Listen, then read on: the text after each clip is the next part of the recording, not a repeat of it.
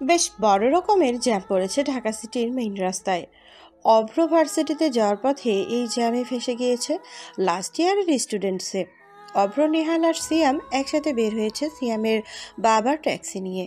অভ্র অবশ্য সিয়ামি থেকে ট্যাক্সি নিয়ে চালিয়ে ভার্সিটিতে যাচ্ছিল। সিয়াম অভ্রের এমন কাজে অবাক হয়, যার বাবা এত বড় লোক, টপ বিজনেসম্যান শহরের, অথচ তার ছেলে নিজের দামি গাড়ি বাদ দিয়ে ট্যাক্সি নিয়েছে। এবার নিজের ড্রাইভ করে ভার্সিটিতে আসছে। জ্যামে বসে আছে ওরা। হঠাৎ একটা অ্যাম্বুলেন্স বেশ গতিতে ভিড় কেটে সামনের দিকে এগোনোর চেষ্টা করে, কিন্তু খুব যে বেশি দূর যেতে পারছে এমন না। অ্যাম্বুলেন্সটা এসে থামলো অভ্রের ট্যাক্সির সামনে। এসে অভ্রদের বিপরীতে একটা দামি কালো গাড়িতে রাখা অ্যাম্বুলেন্সটা এসে বারবার সিগন্যাল দেওয়ার পরেও গাড়িটা এগিয়ে যেতে পারছে না, কারণ সামনে জ্যাম। জ্যামের কারণে অভ্ররা জানে না সবাই এইখানে আটকা পড়েছে, কিন্তু হঠাৎ করে কেন এত জ্যাম পড়লো বুঝতে পারছে না কেউ। অ্যাম্বুলেন্স থেকে একজন বৃদ্ধ লোক নামলো। লোকটা নেমে সবাইকে একটু সাইড করতে বলে। বাবা, তোমরা একটু সাইড দাও, খুব জরুরি, অ্যাম্বুলেন্সটা নিয়ে যেতে হবে। কিন্তু কিভাবে অন্য গাড়িগুলো তাদের সাইড হবে বুঝতে পারে না। লোকটার নাম রতন আলী। রতন অভ্রদের ট্যাক্সির কাছে এসে বলে, বাবা, আমার বৌমাটা খুব অসুস্থ, ওর বাচ্চা হইব, ভোর রাত থেকে ব্যথা উঠছে, অনেক দূর থেকে আইছি আমরা, একটু সাইড দিবা, অ্যাম্বুলেন্সটা নিয়ে বাইর হইয়া যাইতাম। ডক্টর কইছে দ্রুত নিয়ে যাইতে হসপিটালে, একটু সাইড দিবা বাজান। অভ্র আশেপাশে তাকালো। সেই কালো গাড়িটার পাশে অনেকটা জায়গা ফাঁকা, তবুও সরছে না। অভ্র নামলো গাড়ি থেকে, কালো গাড়িটার কাছে যায়। কাচের উপরে কয়েকবার টোকা দিলে কাচ নামিয়ে একটা সুন্দরী অল্প বয়সী মেয়ে, চোখে কালো চশমা পরা, চুলগুলো ছেড়ে দেওয়া, মডার্ন থ্রি পিস পরে আছে। অভ্রের দিকে তাকিয়ে বিরক্ত হয়ে বলে, এই সরেন তো, মাফ করেন ভাই, জ্যামে বিরক্ত, তার উপর আসছে কোথা থেকে ফকিরনি। উফ, এই ফকিরতে চালায় একটু জ্যামেও পড়ার মতো না, যত সব, বিদায় হন। অভ্র কপাল কুঁচকে তাকালো। এই মেয়েটা তো দেখি বেশি কথা বলে। অভ্র কড়া গলায় বলল, এই যে কালো চশমা পরা মহিলা, আমাকে দেখে আপনার ফকির মনে হচ্ছে? এই যে ট্যাক্সি দেখছেন, ওটা আমার। অভ্র পুরো কথা শেষ করতে পারে না, তার আগে মেয়েটা চিৎকার করে বলে, আরে ডিজিটাল ফকির যে, ট্যাক্সি চালাবে, আবার জ্যামে বলে ভিক্ষাও করবে। ওয়াও, অনেক সুইট তো। অভ্র এবার রেগে যায়। রাগে ওর গা জ্বলছে। জোরে একটা বাড়ি দিয়ে অভ্র বলে, থামেন বড়লোকের পাপাকে পড়ি। আপনার পিছনে যে অ্যাম্বুলেন্স আছে সেটাতে ইমার্জেন্সি রোগী আছে, সামনে একটু সরান গাড়ি। অভ্র সেখান থেকে চলে যায়। জায়গা এখানে আরও কমে এসেছে। এক চুল পরিমাণও ফাঁকা জায়গা নেই, কেবল একজন মানুষের হাঁটার মতোই জায়গা আছে, কিন্তু সেটাতেও গাড়ি ঢুকাতে ঢুকাতে জায়গার পরিমাণ ছোট হয়ে আসতে শুরু করেছে। অভ্র বলে, চাচা দেখুন, কোথাও জায়গা নেই, কি করব বলেন? আপনি দাঁড়ান, আমি দেখছি। এই বয়সে দৌড়াতে হবে না আপনার। অভ্র কথাগুলো বলা শেষ করে সামনে আসতে যাবে, তখনই কতগুলো ছেলে রতনের পেছনে এসে দাঁড়ায়। মুরব্বী রতনকে উদ্দেশ্য করে সাকিব নামের একটা ছেলে বলে, ওই চাচা, গাড়ির ভেতরে ঢোকেন, আজকে আর গাড়ি যাইব না, সামনে রাস্তা আটকাই দিছি, কেউ আগাইতে পারবো না, যান গাড়িতে গিয়া বৈশা থাকেন। রতন বেশ কাছুমাছু হয়ে বলে, বাবারে, অ্যাম্বুলেন্সটা বাইর হইতে দাও, ভিতরে আমার বৌমা আছে, বাচ্চা হইব, প্রসাবের ব্যথায় কাতরাচ্ছে, একটু যাইতে দাও। কইছি না আজকে রাস্তায় কোনো গাড়ি চলবে না, রাস্তায় আজ অবরোধ করছি, যতক্ষণ না পুলিশ আমাদের নেতারে ছাড়বে আমরা কোনো গাড়ি যাইতে দিব না, আটকে রাখছি। যান গাড়িতে গিয়ে বসেন, বেশি কথা কইলে হাতে লাথি দেখছেন না, ধইরা পিটা দিমু। বাবা শোনো একটু।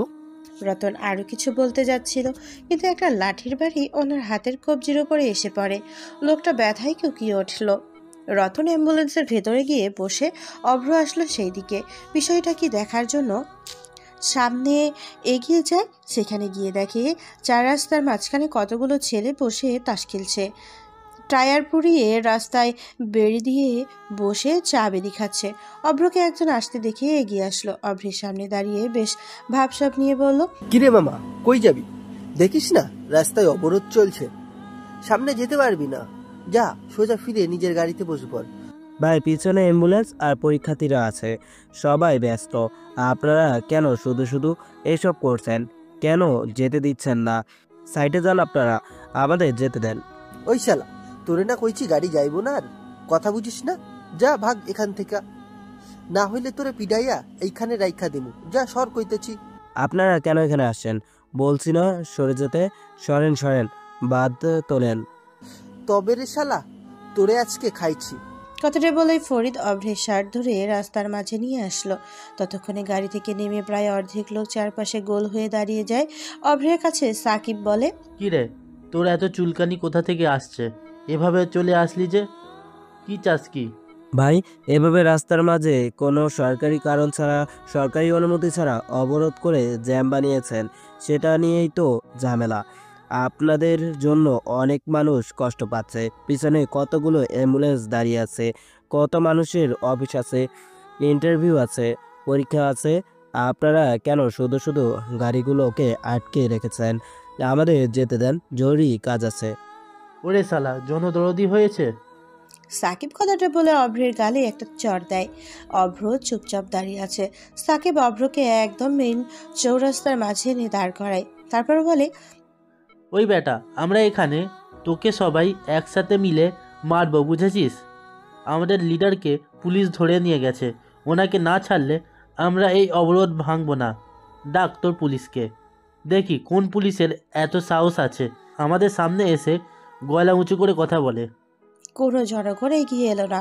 ওদের কাছে ভারী অস্ত্র, কখন কি করে দেয় সেই ভয়ে রাস্তার জনগণ এগিয়ে আসছে না। সবাই ভয়ে চুপসে দাঁড়িয়ে থাকে। তবে এদের দিকে সাংবাদিকরা সবসময় নজর রাখছে। টিভিতে এই অবরোধকে লাইভে দেখানো হচ্ছে। অভ্রকে এবার সবাই মিলে যখন মারতে যাবে, তখন অভ্র একজনের হাত থেকে একটা হকি স্টিক কেড়ে নেয়। তারপর সেটা দিয়ে সেখানে থাকা ছেলেদের অনেক মারে। সিনেমা নায়কদের মতো করে ফাইট করে অভ্র, যেটা লাইভ দেখানো হয় সব টিভি চ্যানেলে। অভ্র সবগুলো ছেলেদের এমনভাবে পিটায় যে সবাই রাস্তায় পড়ে থাকে। বেশ কিছুক্ষণ ধরে ছেলেপুলেদের পিটিয়ে তক্তা বানায় নিহাল। সিয়াম এসেও অভ্রের সাথে যোগ দেয়। সবগুলোকে তিনজন মিলে পিটিয়ে রাস্তার একপাশে ফেলে রেখে এরপর অভ্র ট্রাফিক পুলিশকে হ্যান্ড মাইকটি হাতে নেয়। প্রথমে উত্তর পাশে যে পাশ দিয়ে অ্যাম্বুলেন্স আসছিল সেই পাশ ছেড়ে দেয় যাওয়ার জন্য। এক এক করে গাড়িগুলো চলে যায়। ট্রাফিক পুলিশকে সাকিবরা দড়ি দিয়ে বেঁধে রেখেছিল। অভ্র তাকে ছাড়িয়ে দেয়। তারপর মাইক হাতে নিয়ে বলে, আপনারা হলেন দেশের জনগণ। সবাই ব্যস্ততা নিয়ে বাড়ি থেকে বের হয়, কিন্তু কিছু মানুষ এমন ঝামেলা করে। আমরা যদি এক হয়ে খারাপদের রুখে দিই, তাহলে পুলিশদের দরকার নেই। আমরা সবাই একসাথে ঝামেলার মোকাবেলা করব। আসুন এক হই। এরপর ট্রাফিক পুলিশ এসে নিজেদের দায়িত্ব পালন করে। সেই কালো গাড়িটা চলে যায় সেখান থেকে। অভ্ররা ট্যাক্সির কাছে আসে। অ্যাম্বুলেন্সে সেই বৃদ্ধ লোকটি অভ্রকে জড়িয়ে ধরে কান্না করে দিল। বলল, বাবা, তুমি না থাকলে আজকে যে কি হতো। তুমি সাক্ষাৎ আল্লাহর দূত। তোমাকে আল্লাহ ভালো করবে। আসি বাবা। চিন্তা নাই চাচা, জলদি বৌমাকে নিয়ে হাসপাতালে যান। সিয়াম তার বাবার ট্যাক্সি চালাতে যাবে, তখনই অভ্র বলে, যা পিছনে, আমার এমন কাজ করতে ভালো লাগে। ট্যাক্সি চলছে। নেহাল অভ্রকে বলল, মামা জলদি চালা, অনেক দেরি হয়ে গেছে, আর 10 মিনিটের ভিতরে পৌঁছাতে হবে, না হলে ক্লাসে ঢুকতে দিবে না। আজ আর যাবো না ভার্সিটিতে। ও হ্যাঁ শোন, ভার্সিটির কেউ তো জানে না আবার বাবার পরিচয়। কাউকে কিছু বলবি না কখনো। বলবি যে মধ্যবিত্ত পরিবারের ছেলে, বা বলবি ট্যাক্সি চালকের ছেলে। সিয়ামের বাবাকে দেখিয়ে দিব, বলবো ওটাই আমার বাবা। তুই পারিসও বটে। আচ্ছা চল ভার্সিটিতে, দেখি কাহিনী কি। অভ্র আর কোনো কথা বলল না। সে তার মতো ট্যাক্সি চালিয়ে ভার্সিটির ভেতরে আসলো। গাড়ি থেকে নেমে ভার্সিটির একটা বসার জায়গাতে এসে বসলো। সেখানে ওদের সব বন্ধুরাও আছে। অভ্র যখন ট্যাক্সির ড্রাইভিং সিটে থেকে নামছিল, তখনই চোখ পড়ে রাস্তায় দাঁড়িয়ে থাকা সেই কালো গাড়িটায়। অভ্র তেমন পাত্তা দেয় না, বন্ধুদের কাছে এসে বলে, কি ব্যাপার, তোরা আজকে ক্লাসে গেলি না? না রে, আজকে ক্লাস করতে ইচ্ছা করেনি। তোরা নেই তাই ভালো লাগে। বাপ রে, কত প্রেম রে। বহুত প্রেম। কিন্তু তোরা। অভ্রের ফোন আসে একটা। অভ্র ফোনের স্ক্রিনে তাকিয়ে কিছু সময়, তারপর ফোনটা কেটে দিয়ে বলে, ওই তোরা থাক, আজকে ক্লাস করব না, আমার যেতে হবে। কোথায় যাবি? অভ্র চুপ হয়ে যায়। কয়েক সেকেন্ড পর বলে, বাড়িতে না, বাবার অফিস। না মানে বাবার মেডিসিন নিতে হবে, তাই ফার্মেসিতে যাব। তোরা থাক। অভ্র আর দাঁড়ালো না, দ্রুত ভার্সিটি থেকে বের হয়ে চলে আসে। কালো দামি গাড়ি থেকে একটা মেয়ে নামলো, গায়ে কালো ওয়েস্টার্ন থ্রি পিস পরা। আধুনিকতায় বিদেশি ভাব দেওয়া হয়েছে থ্রি পিসটাতে। বেশ সুন্দর মানিয়েছে মেয়েটাকে। মেয়েটার নাম অনূহি। অনূহি গাড়ি থেকে নামতেই পুরো ভার্সিটির সব ছেলে মেয়ে হা করে সেই দিকেই তাকিয়ে আছে। অনূহি সবার চাহনি টের পেয়ে মুচকি হাসে। ভার্সিটিতে আজকে নতুন এসেছে সে। অনূহির বাবা হলো এই ভার্সিটির চেয়ারম্যান, আবার প্রিন্সিপালের ভাগ্নে। তাই অনূহির এখানে আসাটা বিরাট বিষয় না।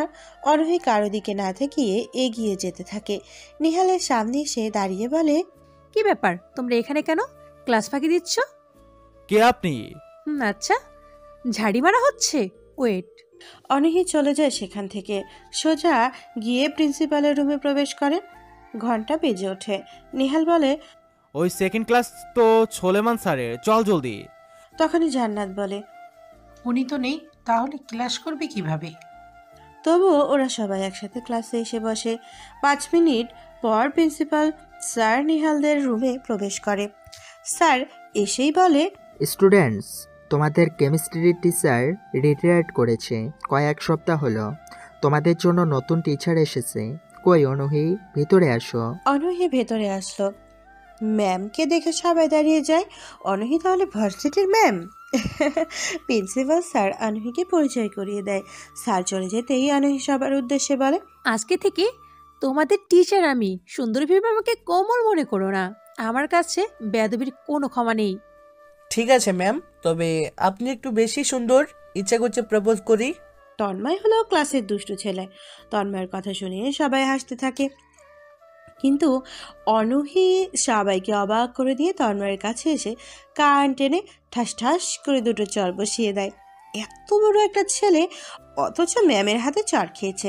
সবাই বুঝে যায় ম্যাম তেমন সুবিধার না, যেমন সুন্দর তেমন ডেঞ্জারাসও। সবাই চুপচাপ বসে থাকে।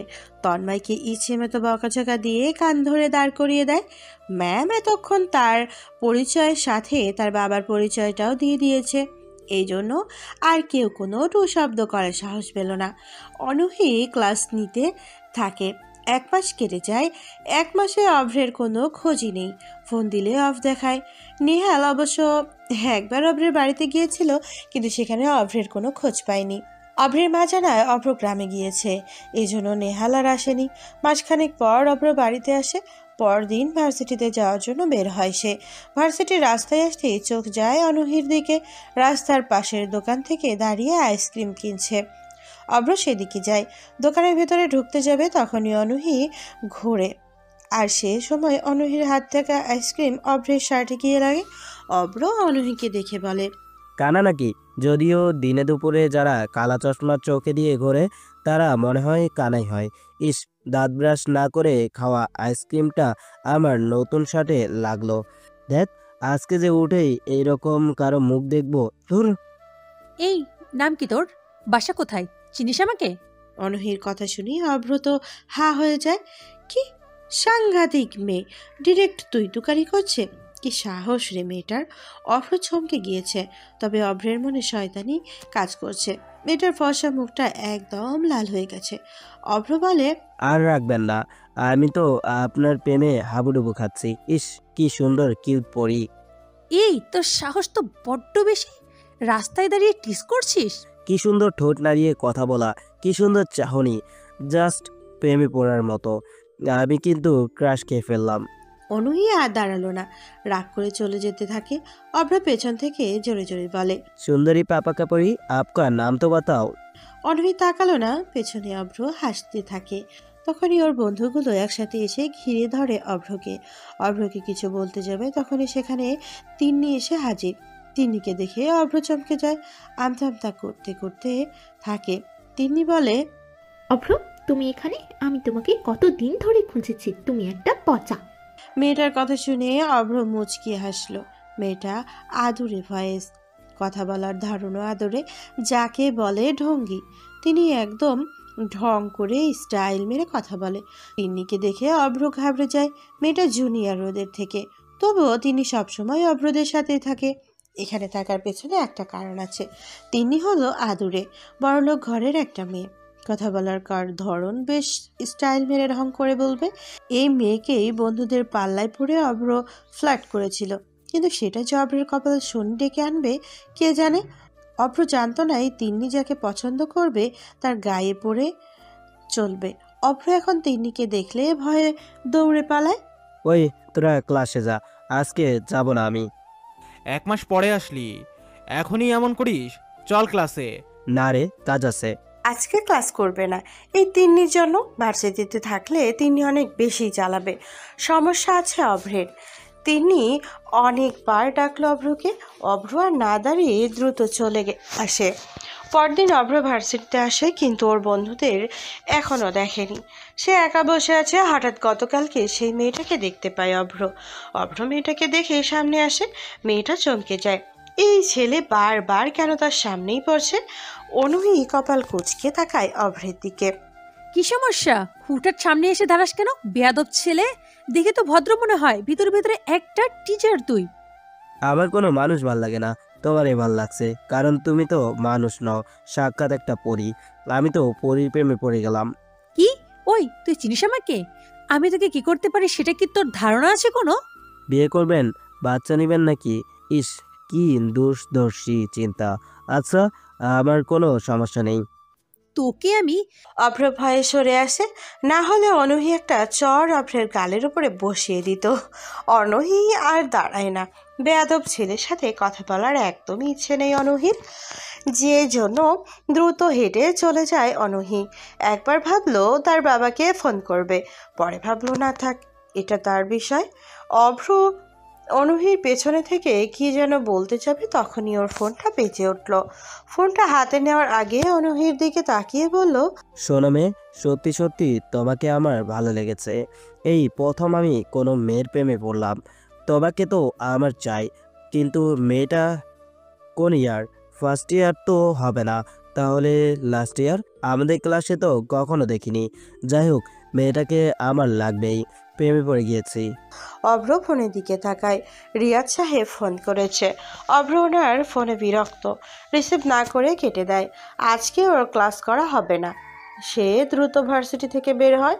নিহালরা এক এক করে ভার্সিটিতে আসে, অভ্রের জন্য অপেক্ষা করে, কিন্তু অভ্র আসে না। আজকেও তারা ক্লাসে আসে। প্রতিদিন ম্যাডামের ছাড়িয়ে আর বকাঝকা খেয়েই ওদের ক্লাস পার হয়।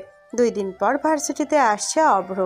রিমি, নেহাল, সিয়াম, জান্নাত, রাকিব, হাসি, শাকিল বসে আড্ডা দিচ্ছে।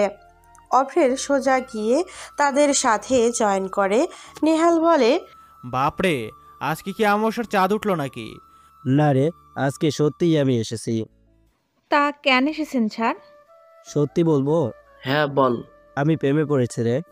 টিট দেখুনি, বাট তিন্নির প্রেমে পড়লে নো টিট।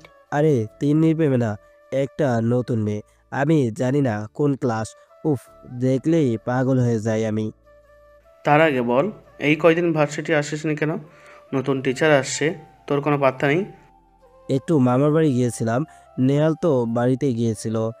মা তোকে বলেনি?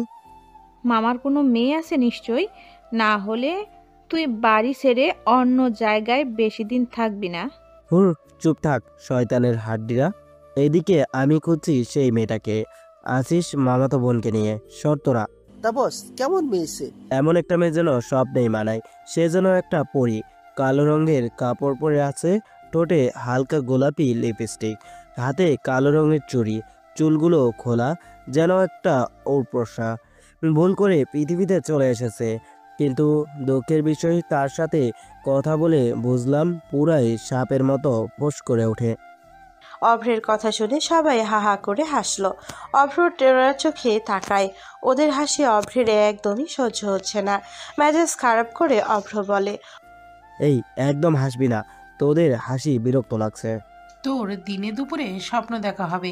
কল্পনা তো এমন মেয়ে দেখবি, বাস্তবে প্রেম করতে পারবি না, আর এমন মেয়েও দেখবি না। আরে সত্যিই দেখেছি মেয়েটা এই ভার্সিটির। আমি কথা বলেছি মেয়েটার সাথে, কিন্তু আজকে দেখছি না কেন। আর তাছাড়া আমি ওই মেয়েকে পেলে প্রেম না, বিয়েও করব। ওরা সবাই কথা বলছে, হঠাৎ কতগুলো বাইক আসে ভার্সিটিতে। ভার্সিটির ছাত্র নেতা রাজ প্রবেশ করেছে, তবে রাজের পেছনে ছেলেগুলো দেখে অভ্র অবাক হয়, সাথে চমকে ওঠে। কারণ সেই দিন রাস্তায় জ্যামে যে ছেলেগুলোকে অভ্র পিটিয়েছিল সেই ছেলেগুলো রাজের সাথেই আছে। অভ্র নিজেকে আড়াল করে, আবার ঝামেলা হোক অভ্র সেটা চায় না। রাজরা তাদের মতো করে ক্যান্টিনে চলে যায়। অভ্র যেন কিছুটা হাঁপ ছেড়ে বাঁচে, সে ভার্সিটির ভেতরে কোনো ঝামেলা চায় না। সিয়াম বলে, তুই বুড়ো হয়ে যাবি কিন্তু তোর সময় হবে না, আর এমন মেয়েও পাবি না। আবার সবাই হা হা করে হাসতে লাগলো, কিন্তু অভ্র জানে এমন মেয়ে আছে। নিহাল আরও টিটকারি করে বলে, ভাই দিনে দুপুরে স্বপ্ন দেখা বাদ দে, আর এসব কল্পনা যদি সত্যি হয় তাহলে আমি যে কত সন্তানের বাবা হতাম আল্লাহ জানেন। নিহালের কথা শুনে আবার সবাই হাহা করে হাসতে লাগলো। ওদের হাসি অসহ্য লাগছে অভ্রের, তাই পেছনে ঘুরে হাঁটতে যাবে তখনই একটা মেয়ের উপরে পড়ে গেল অভ্র। অভ্র চিৎকার করে বলে, ওই কানা নাকি? কোন কানারে? চোখে দেখে না, এসে সোজা ধাক্কা দিস। অভ্র বুঝতে পারে এটা কোনো মেয়ে হবে। অভ্র মেয়েটার মুখের দিকে তাকায়। অভ্র মেয়েটার দিকে অবল দৃষ্টিতে তাকিয়ে আছে। আরে এইটা তো সেই মেয়ে যাকে দেখার জন্য অভ্র আজ সকাল সকাল ভার্সিটিতে এসেছে। অভ্র চোখ সরছেই না মেয়েটার দিক থেকে। মেয়ে তো নয়, যেন একটা ফুল। অভ্র পড়বে না পড়লো সেই অনহির ওপরেই, যার ওপরে অভ্র এমনিতেই প্রেমে পড়েছে। তার উপর আবার মেয়েটা অভ্রকে ঝামেলা মনে করে। কি যে হবে কে জানে। অভ্রকে অনহি এক ধাক্কা দিয়ে নিজের ওপর থেকে উঠে দাঁড়ায়। অনহিও দেরি করে না, সেই মাটি থেকে সোজা উঠে দাঁড়ালো অভ্রের সামনে। অনহি উঠে দাঁড়াতেই কোনো দিকে না তাকিয়ে অভ্রের গালে ঠাস করে দুটো চর বসিয়ে দেয়। অভ্র সহ বাকি সবাই হা করে অনহির দিকে তাকিয়ে আছে। ঘটনা এমন দ্রুত ঘটবে বুঝতেই পারেনি অভ্র। অভ্র অনহির দিকেই তাকিয়ে আছে, গালে হাত দিয়ে অনহি চর মেরে থামানা চিৎকার করে বলে, বিয়াদব ছেলে, তোর মা বাবা তোকে শিক্ষা দেয়নি কখনো? মেয়েদের দেখলে মেয়েদের উপর পড়তে ইচ্ছে করে তুই আমার সাথে এমন করেছিস। তোকে আমি কে কার কথা শুনেছে? অভ্র তো অনহিকে দেখতে ব্যস্ত, অপলক দৃষ্টিতে অনহিকে দেখছে। সে কি সুন্দর, চোখের পাপড়ি ফেলে গোল গোল টেনে নাকটা ফুলিয়ে টেরা চোখে তাকিয়ে আঙ্গুল নাচিয়ে বকা দিচ্ছে অভ্রকে। অভ্র একদম সরাসরি অনহির প্রেমে পড়ে গেছে। উফ কি রাগী লুকের চাহনি মেয়েটার, একদম যেন সুন্দরের দেবী। সামনে দাঁড়ানো অভ্র যে থেকে চোখের পলক না ফেলে দেখছে সেটা অনহি অনেক পরেই বুঝতে পারে। সেজন্য আর না বকে আরও একটা গালে চর বসিয়ে ঝাড়ি মেরে বলে, বিয়াদব। অনহি আর সেখানে দাঁড়িয়ে থাকে না, গটগট পায়ে হেঁটে সেখান থেকে চলে গেল। অভ্রের তখনও যেন ঘোর কাটেনি। অনহি চর খেয়ে সে কোমল স্পর্শ মনে করে কল্পনাতে অনহিকে নিয়ে ভেসে চলেছে। অনহি যখন চলে যায় অভ্র ঘুরে অনহি চলে যাওয়ার দিকেই তাকিয়েই থাকে। চারপাশে কি হচ্ছে, কতজন ওর দিকে তাকাচ্ছে, সেসবের কোনো দিক খেয়াল নেই অভ্রের। থাকবে কি করে? অভ্র তো অনহিকে দেখে এখন তাকে নিয়ে কল্পনা করতে ব্যস্ত। অভ্র অনহিকে নিয়ে ভাবছে আর মিটিমিটি করে হাসছে। নিহালের জোরে ধাক্কা দেওয়াতে বাস্তবে ফিরল সে। অভ্র বেশ বিরক্ত হয়েই বলল, কি হয়েছে? এভাবে ধাক্কা দিচ্ছিস কেন? দূর, দিলি তো কল্পনাটা নষ্ট করে। যাক তুই তাহলে বেঁচে আছিস, আমি তো ভাবলাম তুই পটল তুলে নিয়েছিস চর খেয়ে। পটল তুললে তো ভালোই হতো, ফিরি ফিরি বিরিয়ানি খেতে পারতাম, আঙ্কেলকে বলতাম অভ্র পটল তোলার সময় বলে গিয়েছে শ্রাদ্ধে বিরিয়ানি দিতে। চুপ কর হারামিরা, তোরা বন্ধু নাকি শত্রু? বেঁচে থাকতেও মেরে ফেলছিস আমাকে। যাই হোক, মেয়েটা কেড়ে, মানে এই মেয়েকে প্রথম দেখতেই প্রেমে পড়ে গিয়েছিলাম, যাকে বলে লাভ অ্যান্ড ফার্স্ট সাইট। এই মেয়ের গল্পই তো করছিলাম আমি। শালা তুই আর মেয়ে পেলি না কেন?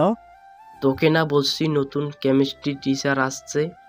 শালা এটা আমাদের সেই নতুন ম্যাডাম, মানে নতুন টিচার। কি বলিস? এই মুহূর্তে অভ্রের মন খারাপ হয়ে গেল, কিন্তু অনহি দেখতে সিনিয়রের তেমন লাগে না, মনে হয় যেন অল্প বয়সী। তবে অভ্রের থেকে 3 বছরের বড় হবে। তবু অভ্র তো তার প্রেমে পড়ে গিয়েছে। অভ্রর চেহারাতে মন খারাপের ছাপ স্পষ্ট ফুটে উঠেছে। সেটা বুঝতে পেরে মায়া বলল, ইস বেচারা, প্রেম করার আগেই ছ্যাঁকা খেলো, চল ছ্যাঁকার পার্টি দিবি। মায়ার কথা শুনে আবার সবাই হো হো করে হেসে উঠল। অভ্রের মেজাজ একদমই খারাপ হয়ে গেছে। রাগ নিয়ে জিদ করে বলল, তোরা হাসবি না বলে দিলাম। হাসবো। হাসবি না, দেখবি এই ম্যামকেই বিয়ে করব, এই রাগী ম্যামকেই আমি আবার বউ করব। চ্যালেঞ্জ, যা। হ্যাঁ, কি বলিস? সত্যি বলছি। পারবি না, তোমার খালি বুড়ো বয়সে বুঝ রোগী, হা হা।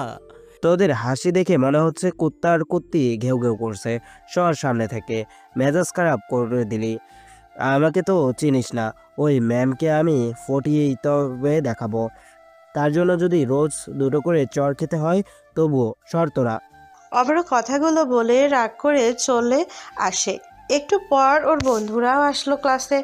রাজ প্রিন্সিপালের রুমে বসে আছে। রাজের হাতে পায়ে কিছুটা ব্যান্ডেজ। রাজের বাবা এখানকার এমপি, আর রাজ হলো ইউনিভার্সিটির নেতা। রাজ টাকা ভর্তি দুটো কালো ব্যাগ প্রিন্সিপালের টেবিলের উপরে রাখলো। তারপর বলে, স্যার, আমি গোপনে কাজ করলে কেউ ধরতে পারবে না, তবু আপনাকে টাকার অফার করছি। আমি ভার্সিটিতে ড্রাগস বিক্রি করতে চাই।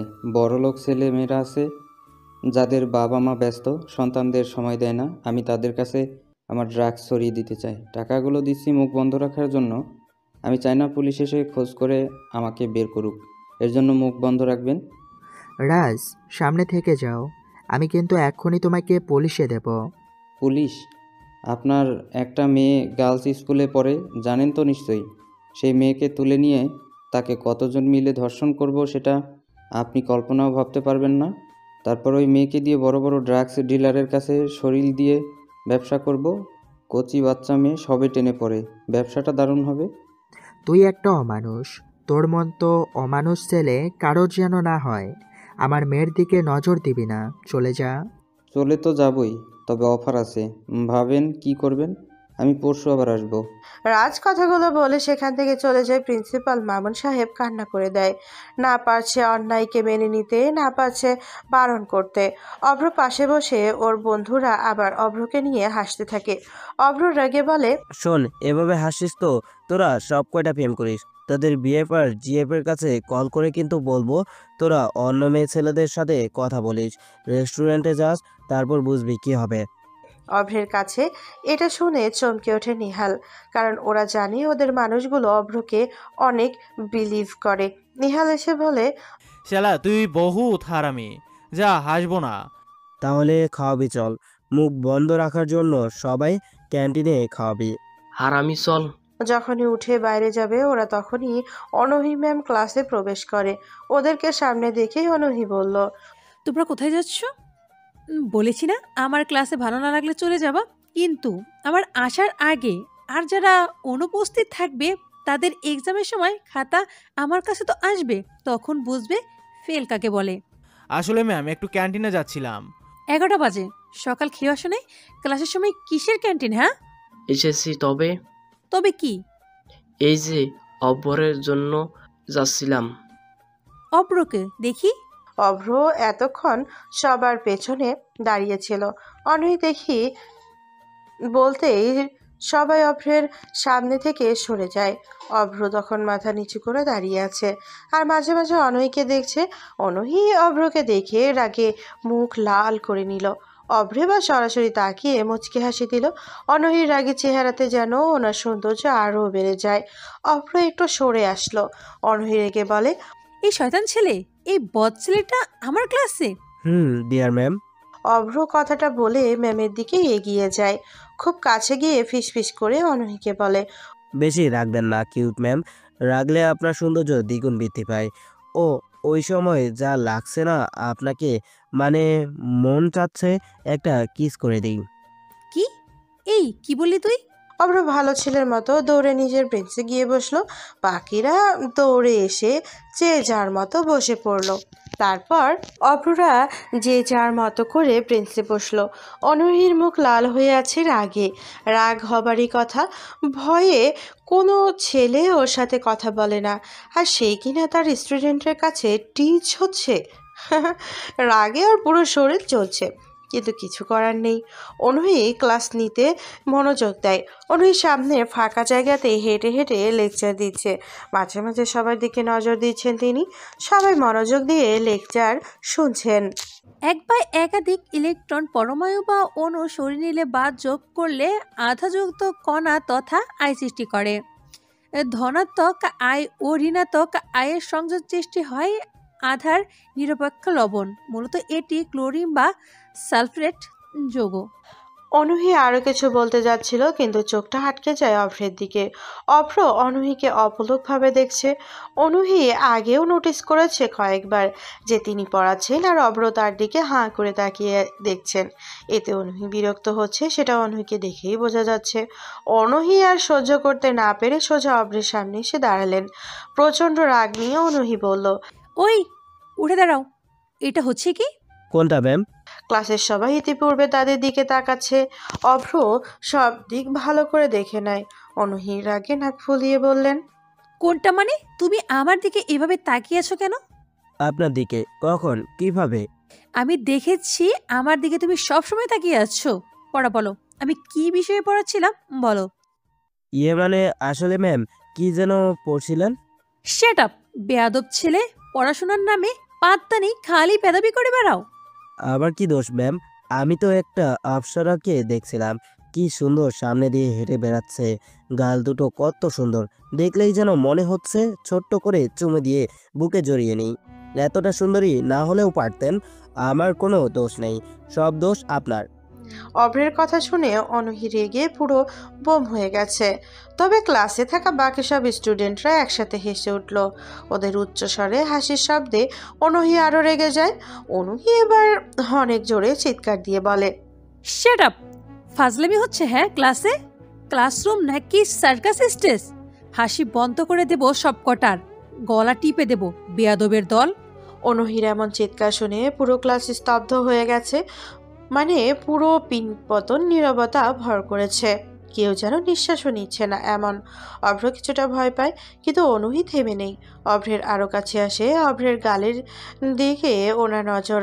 অভ্র কিছু একটা বলতে যাবে, তার আগেই অনূহী ঠাস করে একটা কষে চড় দিয়ে বলল, এটা ক্লাস, আনন্দ বা মজা করার জায়গা না। আর স্টুডেন্ট স্টুডেন্টের মতো থাকবে। বেশি পাকনামি করলে তোমাদের ক্লাস থেকে উঠিয়ে নিয়ে যাওয়া হবে। অনূহী কথাগুলো বলে অভ্রের সামনে থেকে চলে গেল। অভ্র তার গালে হাত দিয়ে দাঁড়িয়ে থাকে। বাম পাশের গালটাতে অভ্রের টনটন ব্যথা অনুভব হয়। সকালের থাপ্পড়ের থেকে এবারে থাপ্পড়টা জোরেই লেগেছে অভ্রের। অনেক ক্লাসরুম থেকে বের হয়ে যায়। এমন অবস্থাতে ক্লাস করানোর কোনো মানে নেই। অভ্র চারপাশে তাকায়। ক্লাসের সবাই ওর দিকে তাকিয়ে আছে। অভ্র কারোর সাথে কোনো কথা না বলে ক্লাস থেকে বের হয়ে বাড়িতে চলে আসে। অনূহী বাড়িতে প্রবেশ করে। মেজাজ অনেক খারাপ হয়ে আছে। ব্যাগটা সোফাতে ছুঁড়ে দেয়।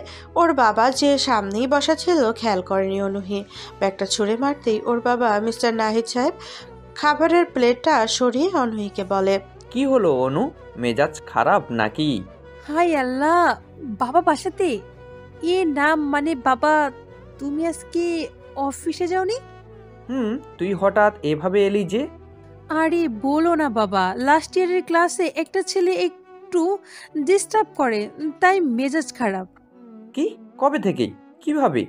কি বলে? বাবা উত্তেজিত হও কেন? আমি সামলে নেব, চিন্তা করো না। স্টুডেন্ট তো হয়, আমি টিচার, সো আমাকে এইসব সামলাতে দাও। না না, বেশি ঝামেলা হলে বল, আমি ছেলেটাকে তুলে নিয়ে আসছি। নাম কি? দেখতে কেমন বল? আরে বেশি সমস্যা হলে তোমাকে সবটা বলবো।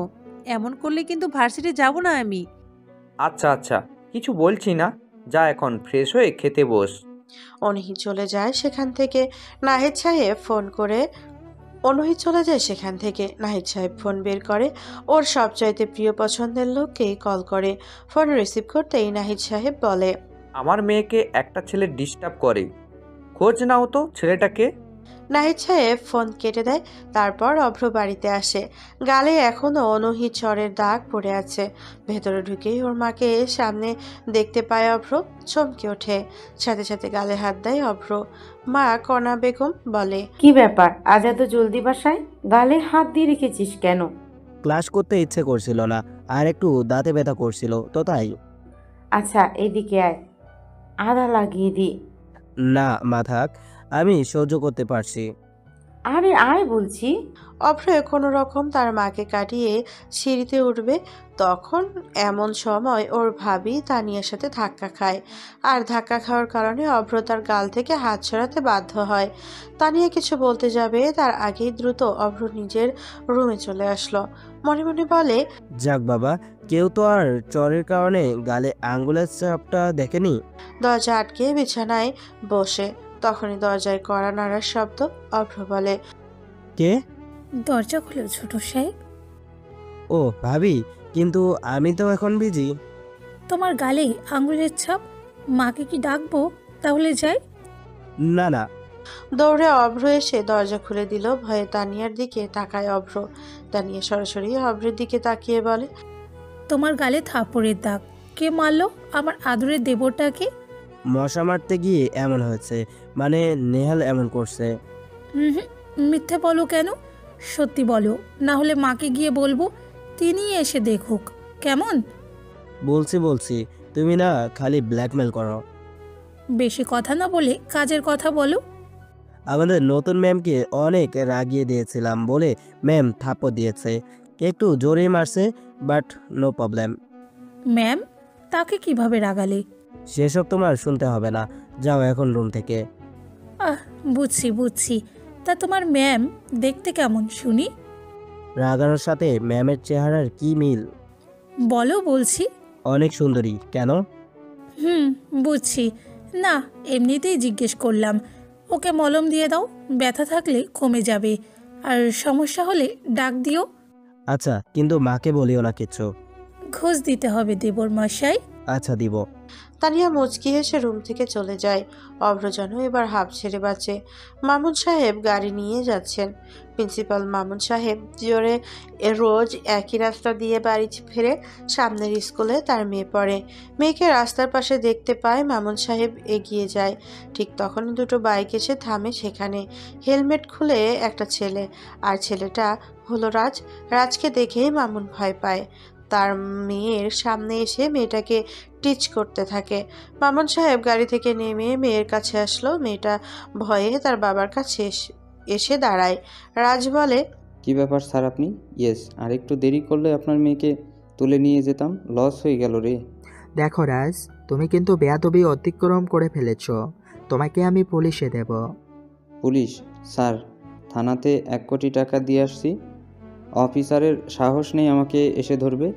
দেখেন না কত খরচ, এত 1 কোটি টাকা চলে গেল, বিজনেস এখনও শুরুই করতে পারিনি আমি। জলদি করুন, আর একদিন সময় দিলাম, যান মেয়েকে নিয়ে বাড়ি চলে যান। রাজরা সেখান থেকে চলে যায়। মামুন সাহেব ভয় আর রাগি চোখে ওদের চলে যাওয়া দেখতে থাকে। দ্রুত মেয়েকে নিয়ে গাড়িতে ওঠে। জলদি গাড়ি চালিয়ে মেয়েকে বাড়িতে রেখে সোজা যেতে থাকে নাহিদ সাহেবের বাড়ির দিকে, যেখানে সবকিছু বলবে তিনি। ভার্সিটিতে সবাই বসে আছে। অভ্র ভয় পাচ্ছে তিন্নিকে নিয়ে। মেয়েটা যে ভার্সিটিতে আসছে না সেটা ওর জন্য অনেক ভালো, না হলে তিনি সবকিছুই নষ্ট করে দিত। অনহিকে এই হাবি যাবি বলে অভ্রের প্রেমের 12টা বাজিয়ে দিত। অভ্র পায়চারি করছে। ওই এত পায়চারি করস কেন? উফ, ম্যাম আসছে না রে। ম্যামের জন্য তো রাস্তায় অপেক্ষা করছি, না হলে ক্লাসে গিয়ে বসতাম। আসছে না কেন? কি ম্যাডামের জন্য? ওই তোরা থাকবি নাকি যাবি? আমি তো ভাই এর মধ্যে নেই। ম্যাডাম যে রাগী, অপমান যা করবে, আবার সাথে চর ফিরি, আমি থাকবো না। আমরাও যাচ্ছি, থাক তুই। আরে শোন সবাই, কেউ যদি যাস তোদের খবর আছে।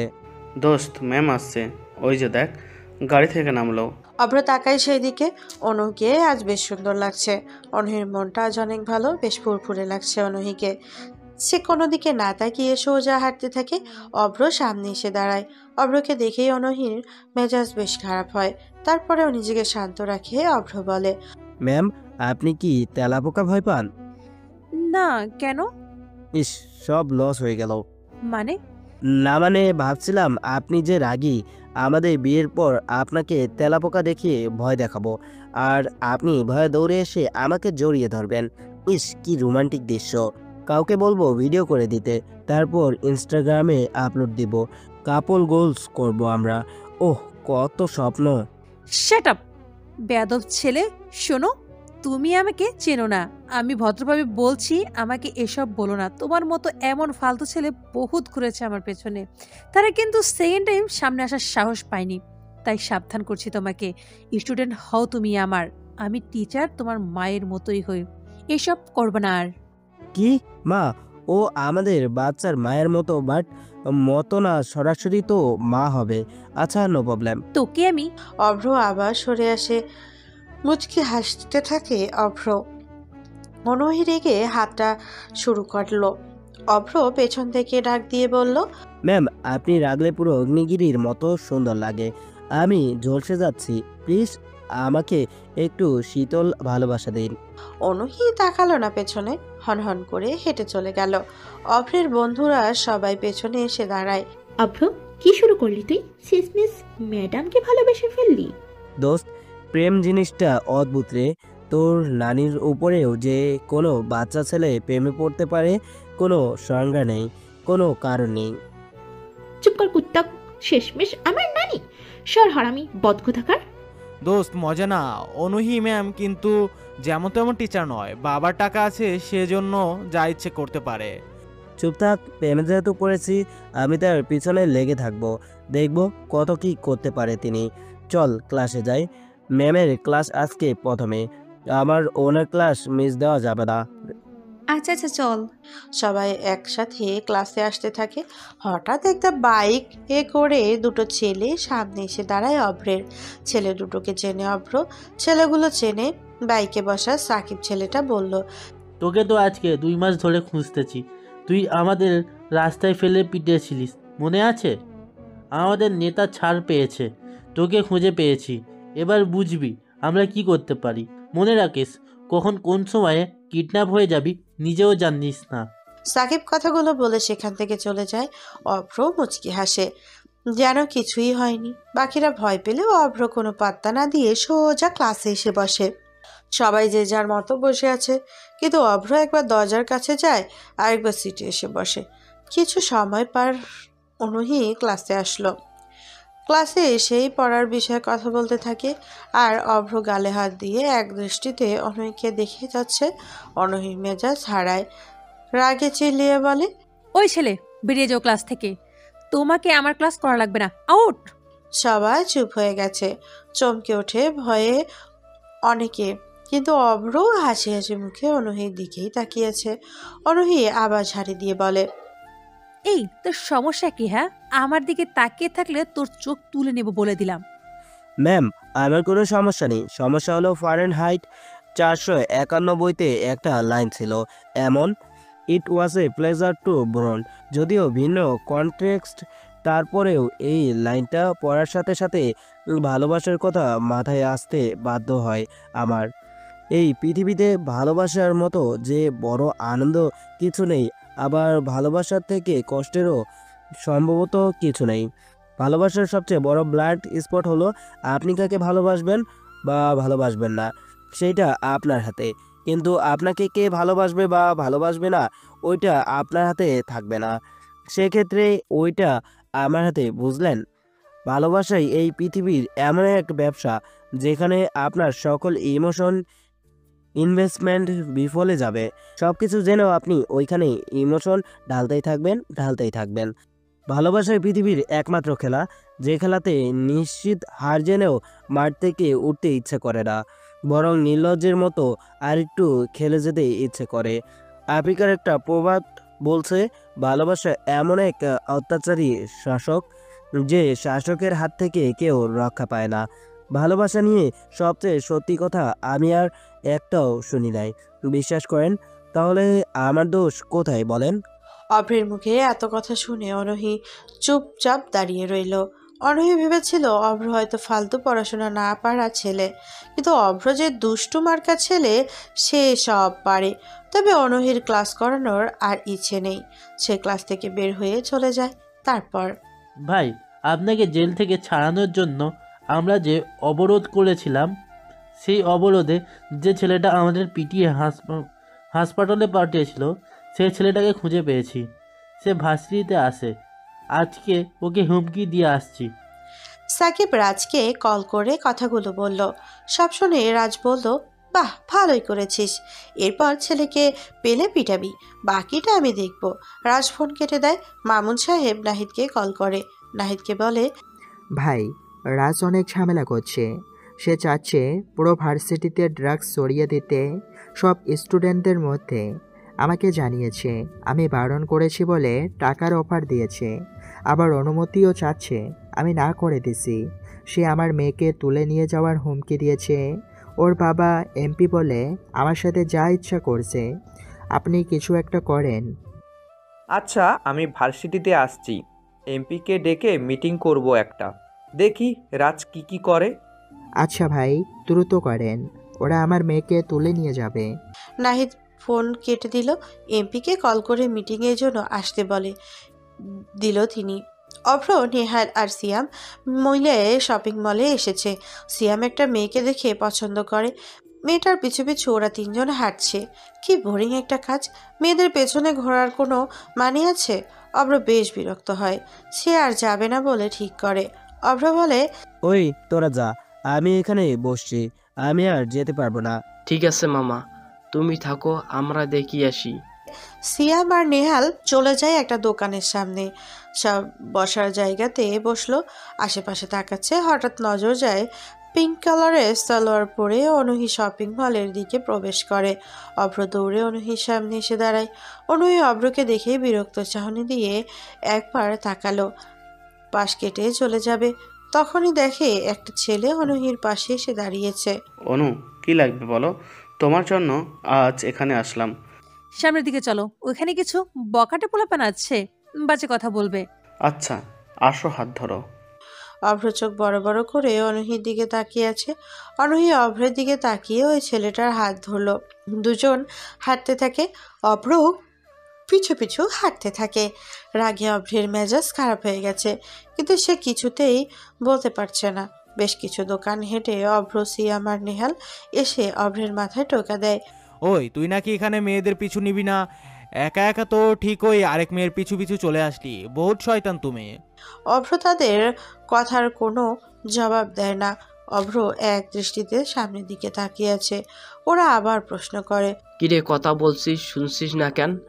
আর সামনে এত কি দেখছিস? হ্যাঁ, কাকে দেখছিস? অনুহি ম্যামকে। ওরা সেই দিকে তাকায়। তাকিয়ে দেখে অনুহি ম্যাম একটা ছেলের সাথে হাত ধরে শপিং মলে ঘুরছে। অভ্র কোনো কথা বলছে না। রাগে যে চুপ হয়ে গেছে সেটা ওরা বুঝতে পারছে। নেহাল বলে, হয়তো ম্যামের কেউ ছিল না, না হলে এভাবে রিয়াক্ট করতো না প্রপোজ করলে। তুই মনে হয় সত্যি সত্যি ছ্যাঁকা খেয়ে গিয়েছিস। যদি কেউ থাকতো তাহলে আমাকে বলতো যে এমন পিছে ঘুরে লাভ নাই, আমার বয়ফ্রেন্ড আছে। অনুহি ম্যাম এসব বলেনি। হয়তো এমন একটা মুহূর্ত তোকে জানাবো বা দেখাবো বলে তোকে বলিনি। আর তাছাড়া উনি ম্যাম আমাদের সিনিয়র, আমরা হলাম তার স্টুডেন্ট। তুই এসব কল্পনা থেকে বের হ ভাই। তন্নি তো তোকে অনেক ভালোবাসে। অনুহি ম্যামের কথা ভুলে যা প্লিজ। কখনোই পারবো না। আমাকে জানতে হবে ছেলেটা কে। কেন ম্যাম আমাকে বলেনি এতদিনে? কি পাগলামির কথা বলিস? কোন অধিকারে তোকে বলবো? কেন বলবে তিনি তোকে? এত কিছু জানি না আমি। ম্যাম শুধু আমার, আমি তাকে আমার করে নেবই। ওই যে দেখ, ওই ছেলে ম্যামের গাল টানছে, ওকে আমি আজকে। অভ্রকে ওরা আটকে ধরে। তারপর সেই দিকে তাকায়। ছেলেটা অনুহি ম্যামের ড্রেস পছন্দ করে দিচ্ছে। তারপর আদর করে নাক টেনে দিয়ে গালে কোমলভাবে হাত বুলিয়ে দিল। অভ্র এটা দেখে আর সেখানে দাঁড়ায় না। নেহালের থেকে হাত ছাড়িয়ে নিয়ে দ্রুত হেঁটে দোকানের ভিতরে প্রবেশ করে। সোজা গিয়ে অনুহির পেছনে দাঁড়ায়। অভ্রকে পেছন থেকে নেহালরা ডাকে অনেকবার থামানোর চেষ্টাও করে, কিন্তু অভ্র কি আর সহ্য করবে এসব? সে অনুহির পেছনে দাঁড়িয়ে অনুহিকে ঘুরিয়ে নিজের দিকে ফেরালো। দোকান ভর্তি লোকের সামনে অভ্র চিৎকার করে বলতে শুরু করে, কি সমস্যা আপনার? আপনার বয়ফ্রেন্ড আছে, আমাকে বলতেন। আপনার কিছু লাগবে আমাকে বলতেন। আমি তো আপনাকে ভালোবাসি। কি দোষ আমার? আমি দেখতে বাজে, আমি গরিব, আমি স্টুডেন্ট বলে, আপনি টিচার বলে যখনই সুযোগ পেলেন অমনি কারো না কারো হাত ধরে শপিং মলে চলে আসলেন। মেয়েরা সব একরকম, যে ছেলে বেশি বেশি দিতে পারবে তার হাত ধরে চলে যাবে। আর তুই হারামি কে? হ্যাঁ, উনি শুধু আমার জিনিস। যাই হোক, তাকে ছোঁয়ার অধিকার কেবল আমারই। তুই সর এখান থেকে। অভ্র, চুপ, কোনো কথা বলবি না। বল তোর কি সমস্যা? আমাকে ভাল লাগে না তোর? আমি তোকে ভালোবেসে সবার সামনে চর খাইতে পারি, আর তুই আমাকে রেখে অন্য ছেলের সাথে ঘুরিস? কি লাগবে তোর? অভ্র, আমার হাত ছাড়ো বলছি। ছাড়বো না। ও কেন আপনাকে ছুবে? ও কেন আপনার হাত ধরে ঘুরবে? আমার ভালোবাসা আপনার ভালো লাগে না? অভ্র, সবাই কিন্তু দেখছে, সিন ক্রিয়েট করো না। হাত ছাড়ো। না, ছাড়বো না। আমি আপনাকে ধরবো। আমি আপনার গালে হাত। অভ্র পুরো কথা শেষ করতে পারে না, ঠাস করে বেশ জোরে একটা চর বসিয়ে দেয় অনহি অভ্রের গালে। অভ্র হাত ছেড়ে দেয় অনহির। অভ্র চারপাশে তাকায়। তাদের চিৎকার চেঁচামেচিতে আশেপাশে অনেক লোক জড়ো হয়ে গিয়েছে। অনহি রেগে বলে, তুমি যে একটা চরম বেয়াদব ছেলে সেটা আজ প্রমাণ দিলে। তোমার ভিতরে ন্যূনতম কমন সেন্স নেই। কখন কোথায় কিভাবে কথা বলতে হয় সেটা ধারণা নেই তোমার। যে কি ভাবো? হ্যাঁ, জানোয়ার একটা ছেলে, পরিবারের মা বাবার শিক্ষার অভাব এসব ছেলের। এই, তুই জানিস উনি কে? উনি আমার কাজিন প্লাস আমার দুলাভাই। দেশের বাইরে ছিল, দেশে আসছে কয়েকদিন হয়েছে। আজকে আমি আর উনি এখানে শপিং করতে এসেছি আমার বোনের জন্য, আর জন্মদিন বলে সারপ্রাইজ গিফট নিচ্ছি। আমারই ভুল এখানে ওনাকে নিয়ে আসার। এরপর থেকে আমার সামনে আসবি না একদম তুই। ননসেন্স রাবিশ একটা ছেলে। আর তোর কিসের অধিকার আছে আমাকে ধরার? তোকে কেন বলবো আমি কার সাথে কি করি না করি? তোর গার্লফ্রেন্ড হওয়া লাগে আমি? স্টুডেন্ট আসিস, স্টুডেন্ট মতোই থাকবি, বিয়াদব। অনহি তার দুলাভাইয়ের হাত ধরে সেখান থেকে চলে যায়। অভ্র আশেপাশে তাকায়। কতগুলো মানুষ তাকে দেখছে। অভ্র আর দাঁড়ায় না। স্টোর থেকে বের হয়ে আসে অভ্র। পেছন পেছন নিহাল আর সিয়ামও আসে। অভ্র ওদের সাথে কথা না বলে রিক্সা নিয়ে চলে আসে সোজা বাড়িতে। ভার্সিটিতে মিটিং হয়। উপস্থিত থাকে ভার্সিটির চেয়ারম্যান নাহিদ সাহেব, প্রিন্সিপাল, মেয়র, এমপি, রাজীব, রাজ আরও কয়েকজন মানুষ। নাহিদ সাহেব বলে, এমপি সাহেব, আপনার ছেলে কিন্তু অনেক ঝামেলা করছে, তাকে সমাধান করুন। সে যে কত বড় অপরাধ করছে সেটা কি খোঁজ রাখেন? ভার্সিটিতে ড্রাগস ঢোকাতে চাচ্ছে, স্টুডেন্টদের নষ্ট করতে চাচ্ছে সে। এটার অনুমতি নিতে সে প্রিন্সিপালকে টাকার অফার করেছে। তিনি অনুমতি দেয়নি বলে তার মেয়েকে উঠিয়ে নিয়ে যেতে চেয়েছে। রাজীব উঠে দাঁড়ালো। রাজের কাছে আসে। রাজের গালে ঠাস করে চর বসিয়ে দেয়। সেখানে থাকা উপস্থিত মামুন সাহেব খুশি হয়েছে, কারণ মামুন এটাই চেয়েছিল। রাজ অবাক হয়, তার বাবা অন্যদের কথা শুনে এইভাবে চর মারলো। রাজ গালে হাত দিয়ে বসে থাকে। রাজীব এসে বসলো নিজের চেয়ারে। তারপর চিৎকার করে বলল, হারামি জানোয়ার ছেলে, তুই বিজনেস করবি, প্রিন্সিপালকে বললি কেন? একাই শুরু করবি আর তার মেয়েকে তুলে নিয়ে যাওয়ার হুমকি দিবি কেন? তুলে নিয়ে তারপর হুমকি দিবি? কুত্তার বাচ্চা, আমার মতো হতে পারলি না। তোরে দিয়ে কিছু হবে না। আমার ছেলে বলে পরিচয় দিতে লজ্জা করছে। রাজীবের কথা শুনে সবাই অবাক হলো, সাথে মামুনও ভয় পেয়েছে। এটা কেমন বাবা? তিনি কি করবে বুঝতে পারছেন না। নাহিদ বলে, দেখুন রাজিদ সাহেব, প্রতিষ্ঠানটা কিন্তু আমার আন্ডারে আছে, তাই এসব ড্রাগস বিজনেস থেকে আপনার ছেলেকে সরে যেতে বলুন। তা না হলে এর ফল ভালো হবে না, বলে দিলাম। তাই নাকি? তা চেয়ারম্যান সাহেব, আপনার ক্ষমতা কিন্তু বেশিক্ষণ থাকবে না। দেখা যাবে। মিটিং শেষ। নাহিদ সাহেব আর কোনো কথা না বলে সেখান থেকে চলে যায়। রাজীবও চলে আসে রাজকে নিয়ে। তারপর 3 দিন অভ্র ভার্সিটিতে আসেনি। অনহি অবশ্য ক্লাসে অভ্রকে খুঁজেছিল, তবে সেটা মনে মনেই। কিন্তু কেন খুঁজছিল অনহি তা জানে না। অভ্র আজকে ভার্সিটিতে যাচ্ছে, আজকে অনহিকে সরি বলে নেবে। সে বুঝেছে জোর করে পটানো যাবে না অনহিকে। তাই প্রথমত অনহির সাথে একটা বন্ধুত্ব তৈরি করতে চায় অভ্র। ভার্সিটিতে আসে অভ্র। অন্য দিনের ন্যায় আজকেও অনহির জন্য অপেক্ষা করছে অভ্র। হঠাৎ অনহি আসে ভার্সিটিতে। অনহি কোনো দিকে না তাকিয়ে সামনে হেঁটে যেতে থাকে। হঠাৎ অভ্র লাফ দিয়ে অনহির সামনে এসে দাঁড়ায়। অনহি চমকে ওঠে, বিরক্ত নিয়ে বলে, উফ, কয়দিন ছিল না, বেশ ভালোই ছিলাম, আবার বাদরটা এসে হাজির। একটু কি শান্তিতে থাকতে দিবে না তুমি? ম্যাম, একটু দাঁড়াবেন এখানে? আমি দ্রুত বাড়িতে যাব আর আসব। মানে কেন, কি সমস্যা? কেন দাঁড়াবো? বাড়িতে গিয়ে মায়ের থেকে একটু কাজলটা আনতাম, আপনার কপালে পরিয়ে দিতাম, যেন অন্য কারো নজর না লাগে। ও, ঢঙের কথা বলো। যত যাই বলো, তোমাকে আমার বিরক্ত লাগে বলে দিলাম। একদিন দেখবেন এই বিরক্তটাই ভালোবাসায় রূপ নিয়েছে। শোনো তো, ঢং করো না, রাগ লাগছে। অভ্রের পাশ কাটিয়ে অনুহি চলে যেতে থাকে। অভ্র পেছন থেকে অনুহিকে ডাক দেয়। ম্যাম। অনুহি তাকালো না। অভ্র আবার জোরে ডাক দেয়, ম্যাম শোনেন। কিন্তু অনুহি শুনল না, হেঁটে যাচ্ছে। অভ্র দৌড়ে গিয়ে অনুহির সামনে দাঁড়ালো। অনুহি রাগী মনে বলে, উফ, আমার সামনে দাঁড়ালে কেন? সরো বলছি। Ma'am sorry. হ্যাঁ সরি, বাট কিসের জন্য? এতদিন আপনার সাথে এমন ব্যবহার করার জন্য।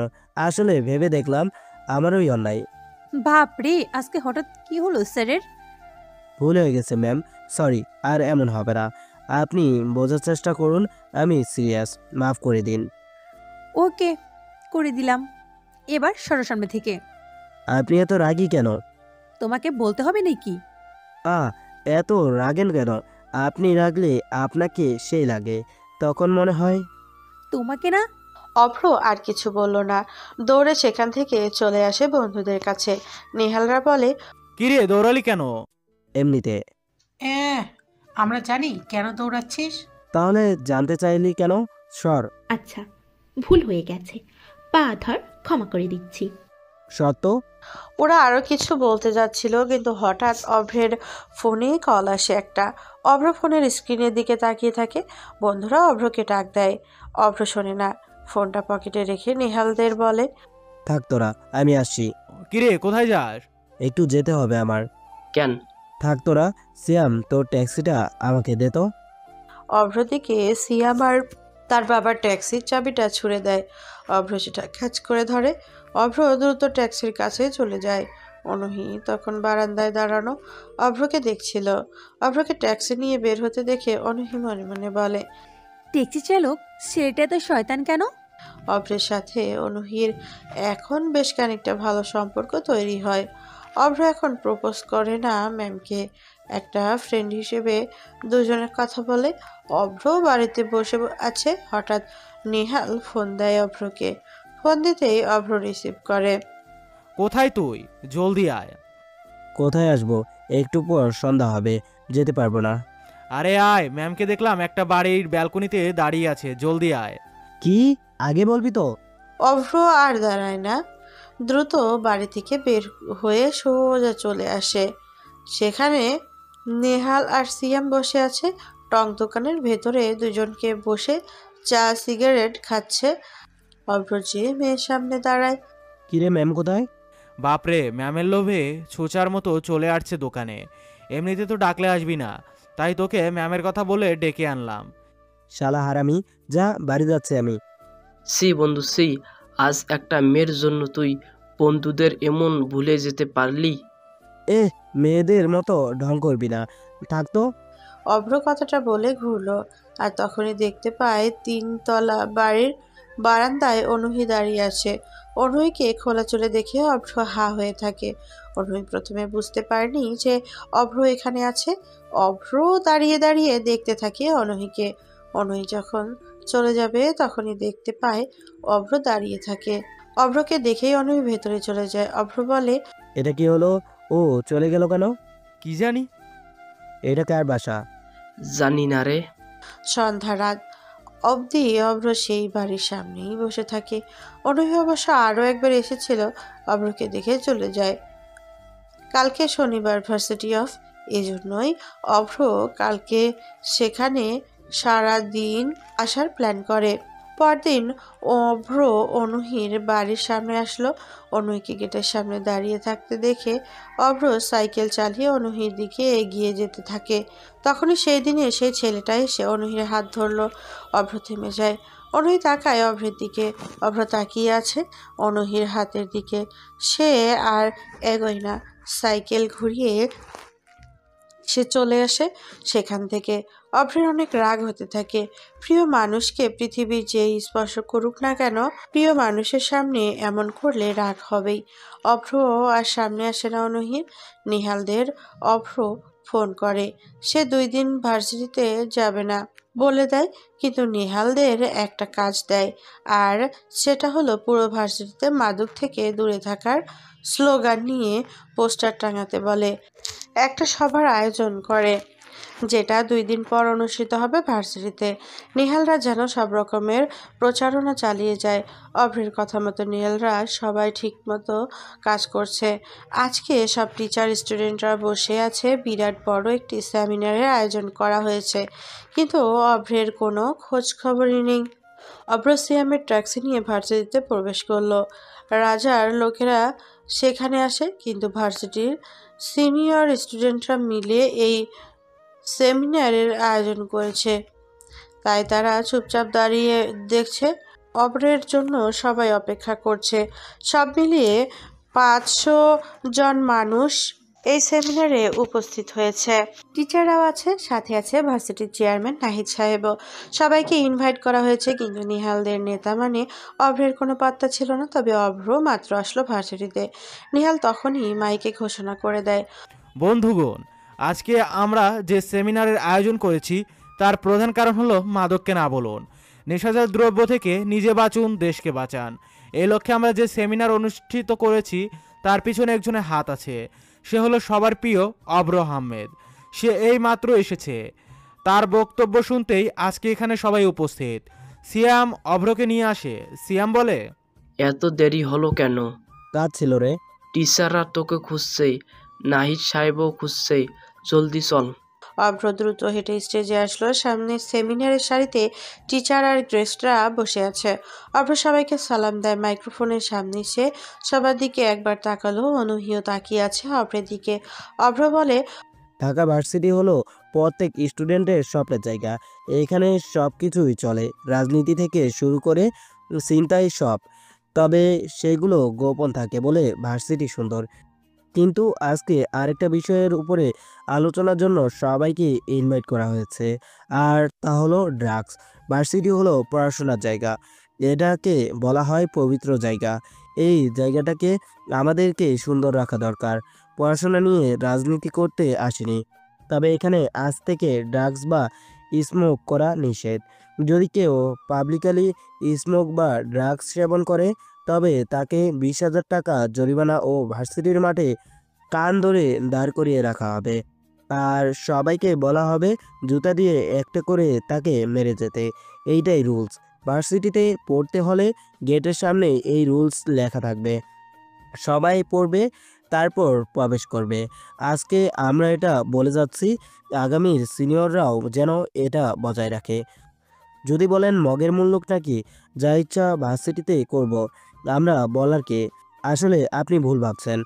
যে কেউ এমনটা ভেবে কোনো খারাপ কাজ করলে তার জন্য যে কি অপেক্ষা করছে সে জানেই না। রুলস করে গেলাম, আপনাদের দ্বিমত গ্রহণের জন্য আসিনি, বরং জানানোর জন্য এসেছি। এরপর দেখতে চাই কে আমাদের এই রুলসের বিপক্ষে কথা বলে। কারো কাছে বিচার দিবেন, সেটা যা ইচ্ছা করতে পারেন। কোনো নেতাকে ডাকবেন, কোনো সমস্যা নেই। খুব শীঘ্রই সিসি ক্যামেরা লাগানো হবে ভার্সিটিতে, আর এটা আপনাদের টাকাতেই করা হবে। সবার থেকে চাঁদা তুলে সিসি ক্যামেরা বসানো হবে সব জায়গাতে। আশা করি বুঝতে পেরেছেন। নেহাল সবাইকে নাস্তা করিয়ে বিদায় দে। অভ্র তার বক্তব্য শেষ করে স্টেজ থেকে নেমে আসে। অনেক সাংবাদিকও এসেছে, কারণ এটা ঢাকা ভার্সিটি, এমন একটা সেমিনার হলে সবাই আসবেই। সাংবাদিকদের সবকিছু বুঝিয়ে বলছে অভ্র। পুরো ভার্সিটি অভ্র তখন অঘোষিত নেতা হয়ে গেল। ছাত্রলীগ নেতা রাজের থেকে অভ্র যেন বিরাট ফেমাস হয়ে গেছে। রাজের কাছে আসে সাকিব। ওই মালটা কে রে? ভাই, সেই তো আমাদের পিটিয়ে ছিল সেই দিন রাস্তায়। আমরা ওর কাছে মার খেয়েছি। তাকে থামাও ভাই, না হলে সে না চাইলেও স্টুডেন্টরা সবাই ওকে ছাত্র নেতা হিসাবে মেনে নিবে। মালটার উপরে নজর রাখতো, ওরে পুরো খেয়ে দেব। ঠিক আছে ভাই, সাংবাদিক আসছে, তোমাকে প্রশ্ন করতে পারে যে এসব নিয়ে একমত কিনা। তুমিও হ্যাঁ হ্যাঁ বলবা এখন, না হলে ফেঁসে যাব কিন্তু। রাজ সাকিবের কথা মতো সাংবাদিকদের সাথে ঠিক মতো কথা বলে। সেমিনার শেষ হয়, সব স্টুডেন্ট যে যার মতো করে চলে যায়। অভ্ররা বসে আছে স্টেজে, পা ঝুলিয়ে ওর গ্রুপে বসে আলু চপ খাচ্ছে। সাথে কোল্ড ড্রিঙ্কস আছেই। তখনই একটা গাড়ি এসে থামলো ওদের সামনে। গাড়ি থেকে ভার্সিটির চেয়ারম্যান নাহিদ সাহেব নামলো। অভ্ররা সালাম দেয়। নাহিদ সাহেব এসে অভ্রের সামনে দাঁড়ালো। অভ্রকে বলল, ভালোই কাজ করেছো। তা তোমরা সব কিছু সামলাতে পারবে তো? যত প্রকার হেল্প লাগবে আমাকে জাস্ট জানাবে। আমি সব কিছু দিয়ে তোমাদের এই কর্মসূচিকে সামনে এগিয়ে নিতে সাহায্য করব। আর অভ্র, এই নাও বাসার ঠিকানা। দেখা করিও তুমি। প্রিন্সিপাল স্যার তোমাকে ডেকেছে, দেখা করে আসিও। নাহিদ সাহেব কথাগুলো বলে সেখান থেকে ভার্সিটিতে চলে যায়। অভ্ররা সেখানে পুরো ভার্সিটির হিরো বনে গেছে। সবাই এসে বসে খাতির যত্ন করছে। অভ্রকে ঘিরে সবার এখন আগ্রহ। অনহি ম্যামকে দেখে অভ্র দৌড়ে ম্যামের দিকে যায়। অভ্র অনহির পাশে হাঁটতে থাকে। অনহি বলে, যে বাড়ির সামনে ঘুরঘুর করে ওটা আমার সেই দুলাভাইয়ের বাড়ি। বেড়াতে গিয়েছিলাম। আর এখানে কি করছো? তুমি না ভার্সিটিতে খারাপ কাজ দমনে কাজ করছো, তাহলে ম্যামের সাথে লাইন মারতে আসছো কেন? আপনি কি আমাদের বাড়িতে যাবেন? কেন? তোমাদের বাড়ি কেন যাব? আসলে মা বলেছে বাসায় আসার সময় মিষ্টি নিয়ে যেতে। আপনি তো পুরাই একটা মিষ্টি ডিব্বা, তাই ভাবছি আপনাকে বাড়িতে নিয়ে যাব। ওরে আমার সস্তা প্রেমিক রে, সামনে থেকে যাও। ম্যাম, আপনাকে লাইন মারাটা কোনো খারাপ কাজ না, বরং আপনি আমার ভালোবাসাটা গ্রহণ করেন না, সেটাই খারাপ কাজ। আপনাকে দেখলে আমার চুমু দিতে ইচ্ছে করে।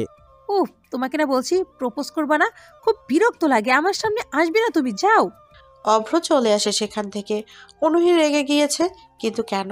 অনহি এমনিতে ঠিক মতো কথা বলে। যখনই অনহি ভালোবাসা নিয়ে কিছু বলে তখনই অনহি রেগে যায়, বিরক্ত হয়। অভ্রের এসব একদমই ভালো লাগে না। ওর মন চায় অনহিকে কিডন্যাপ করে নিয়ে যেতে, কিন্তু অভ্র তাকে জোর করে নয়, বরং ভালোবেসে তার কাছে পেতে চায়। অভ্র এভাবে আর পারছে না। সিদ্ধান্ত নেয় অনহির সাথে সে সব একেবারে ঠিকঠাক করবে, নয়তো আর না। কয়েক মাস হলো অভ্র অনহির পেছনে পড়ে আছে। কত অপমান সহ্য করেছে অভ্র, কিন্তু ম্যাম কখনো তার কথা বোঝেনি, তার ভালোবাসাও বোঝেনি। অভ্র ফাইনালি অনহিকে প্রপোজ করার সিদ্ধান্ত নিয়ে নিল। সেজন্য আর দেরি না করে অনহির কাছে যায়। অনহি তখন জুনিয়রদের ক্লাস নিচ্ছিল। দরজার সামনে থেকে ডাক দিয়ে বলল, ম্যাম, একটু শুনবেন, দরকার আছে। কি ব্যাপার? তুমি এখানে কেন? কি করতে আসছো? ম্যাম, আপনার সাথে আমার একটা জরুরি কথা ছিল। আচ্ছা বলো, কি কথা? এখানে বলা যাবে না। কালকে ভার্সিটির পাশের পার্কটা আছে, সেখানে আসবেন বিকালে। নো, আমি যাব না। যা বলার এইখানেই বলো। যেতেই হবে, না হলে আমি কিন্তু আপনার পিছু ছাড়বো না, বলে দিলাম। আপনার কাছে একদিন সময়, আসবেন কি না ভাবতে থাকবেন। আমি অপেক্ষা করব, যদি না আসেন তাহলে আপনারই পরে বিপদ, ভাবুন। ওকে? তুমি আসলেই একটা বেয়াদব। ম্যামকে ব্ল্যাকমেল করো? অপেক্ষা করব কিন্তু। অভ্র চলে আসে সেখান থেকে। ভালোবাসার কথাটা বলতে না পেরে, তাকে নিজের করে না পেয়ে অভ্র অনেক কষ্ট পাচ্ছে। ভার্সিটিতে কারোর সামনে এসে প্রপোজ করতে পারবে না, তাই অনহিকে পার্কে আসতে বলেছে। পরের দিন অভ্র পার্কে এসে বসেছে। পার্কে বসে অনহির জন্য অপেক্ষা করছে অভ্র। অনহির আসার নাম নেই। 4টা বেজে গিয়েছে, আর 2 ঘন্টা পার্কটা খোলা থাকবে। অভ্র পায়চালি করে 4:30টার দিকে অনহি এসে অভ্রের সামনে দাঁড়ায়। খোপাতে অনহির একটি বেলি ফুলের মালা, হাতে নীল চুড়ি, নীল ড্রেস পরা। বেশ সুন্দর লাগছে অনহিকে। অভ্র তাকিয়ে থাকে অনহির দিকে। অনহি দ্রুত বলে, কি বলার জন্য ডাকলে বলো। তোমার জন্য বাসা থেকে মিথ্যে কথা বলে আসতে হলো। এই তো, তার মানে আমার প্রেমে পড়েছেন। প্রেমে পড়লে মানুষ মিথ্যে কথা বলে। উফ, ফাজলামি বাদ দিয়ে কি বলতে ডাকলে সেটা বলবা, নাকি আমি চলে যাব? না না, বলছি, দাঁড়ান। অভ্র আশেপাশে তাকায়। ভালোই লোকজন ঘোরাঘুরি করছে পার্কটাতে। অভ্র পকেট থেকে একটা সাদা গোলাপ বের করে, হাঁটু মুড়ে বসে অনহির দিকে ফুলটা এগিয়ে বলে, আমি তোমাকে সেই প্রথম দেখাতেই ভালোবেসে ফেলেছি অনহি। তোমাকে নিয়ে কল্পনা সাজাই, সেখানে তোমাকে জড়িয়ে ধরি। তুমি বুকে থাকলে হিমশীতল হয়ে আসে আমার সমস্ত হৃদয়। তুমি আমার একটা ঘুমের মেডিসিন, ভালো ঘুম হয়। তোমার যে কোনো কথায় গান মনে হয়, যে কোনো গল্পের ভিতরে পরিচিত ভঙ্গিতে ঢুকে যাই রোমান্টিকতা। তুমি না থাকলে অস্থির অস্থির লাগে, মেঘের মতো ভাঙতে থাকে আমার মন। দুঃখরা দোল বেঁধে ফিরে আসে তা সময়ে আসা জ্বরের মতো, একটা ছেঁড়া বোতামের মতো নিজের কাছে একা লাগে।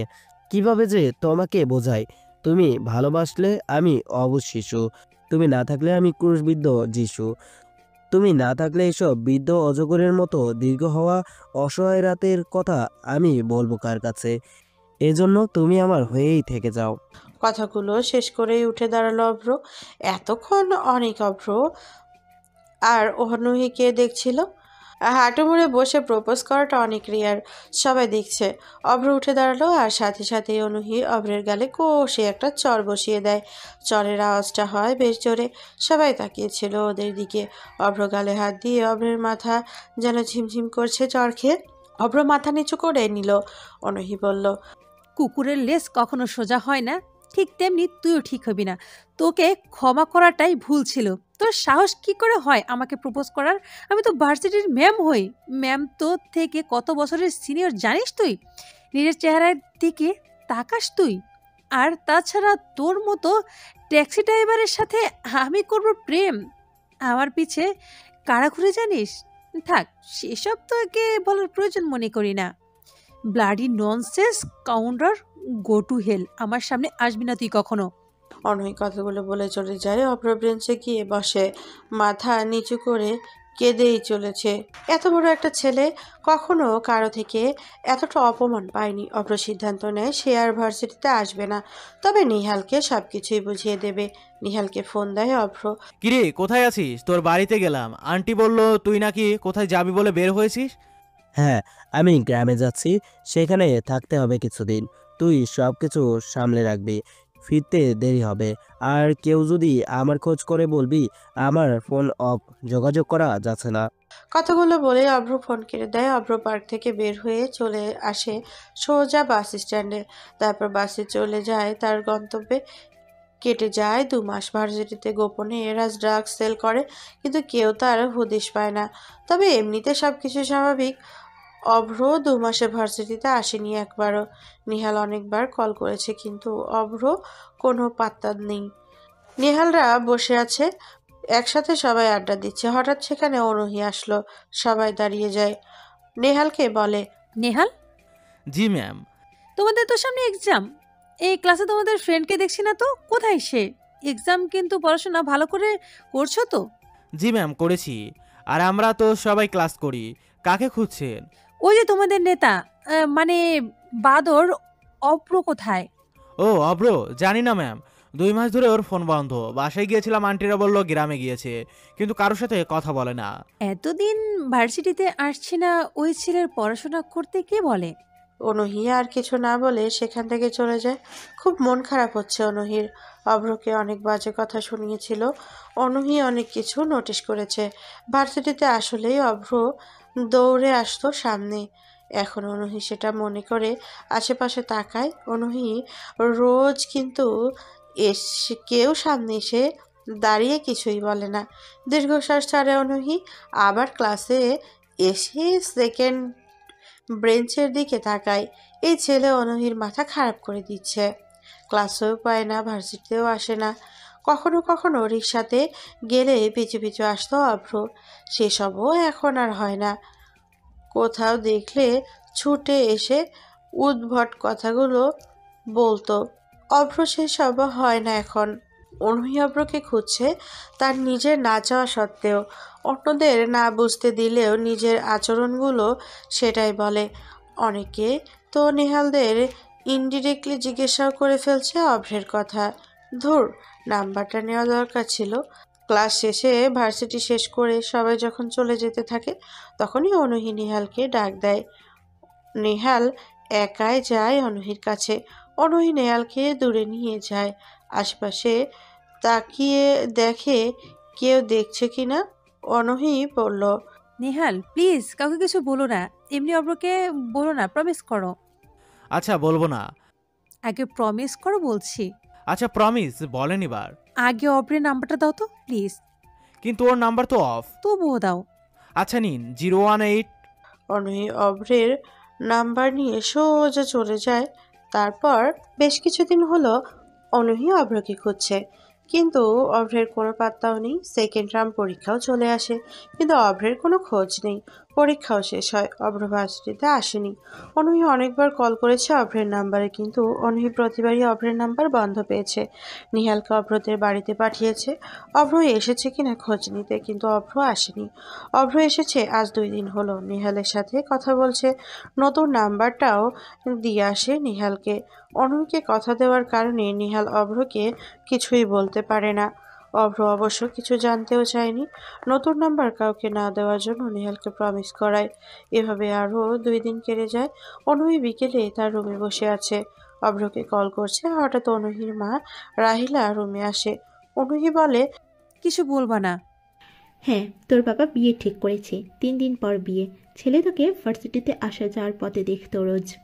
তার পরিবারকেও দেখিয়েছে, ওনারা এসেছিলেন আজ সকালে। তুই তো ভার্সিটিতে ছিলি, ছেলেকেও দেখলাম তোর বাবার পরিচিত। তোর বাবা রাজি হয়ে গেছে, 3 দিন পর তোর বিয়ে, এটাই ফাইনাল। রাহিলা বেগম রুম থেকে চলে যায়। অনূহি কেঁদে ফেলেছে, কিন্তু ওর যে কিছু করার নেই। অনূহি কাঁদলেও আফসোস ছাড়া কিছু করতে পারবে না। অনূহি অভ্রের ওপরে প্রচন্ড রাগ জমে অনূহি।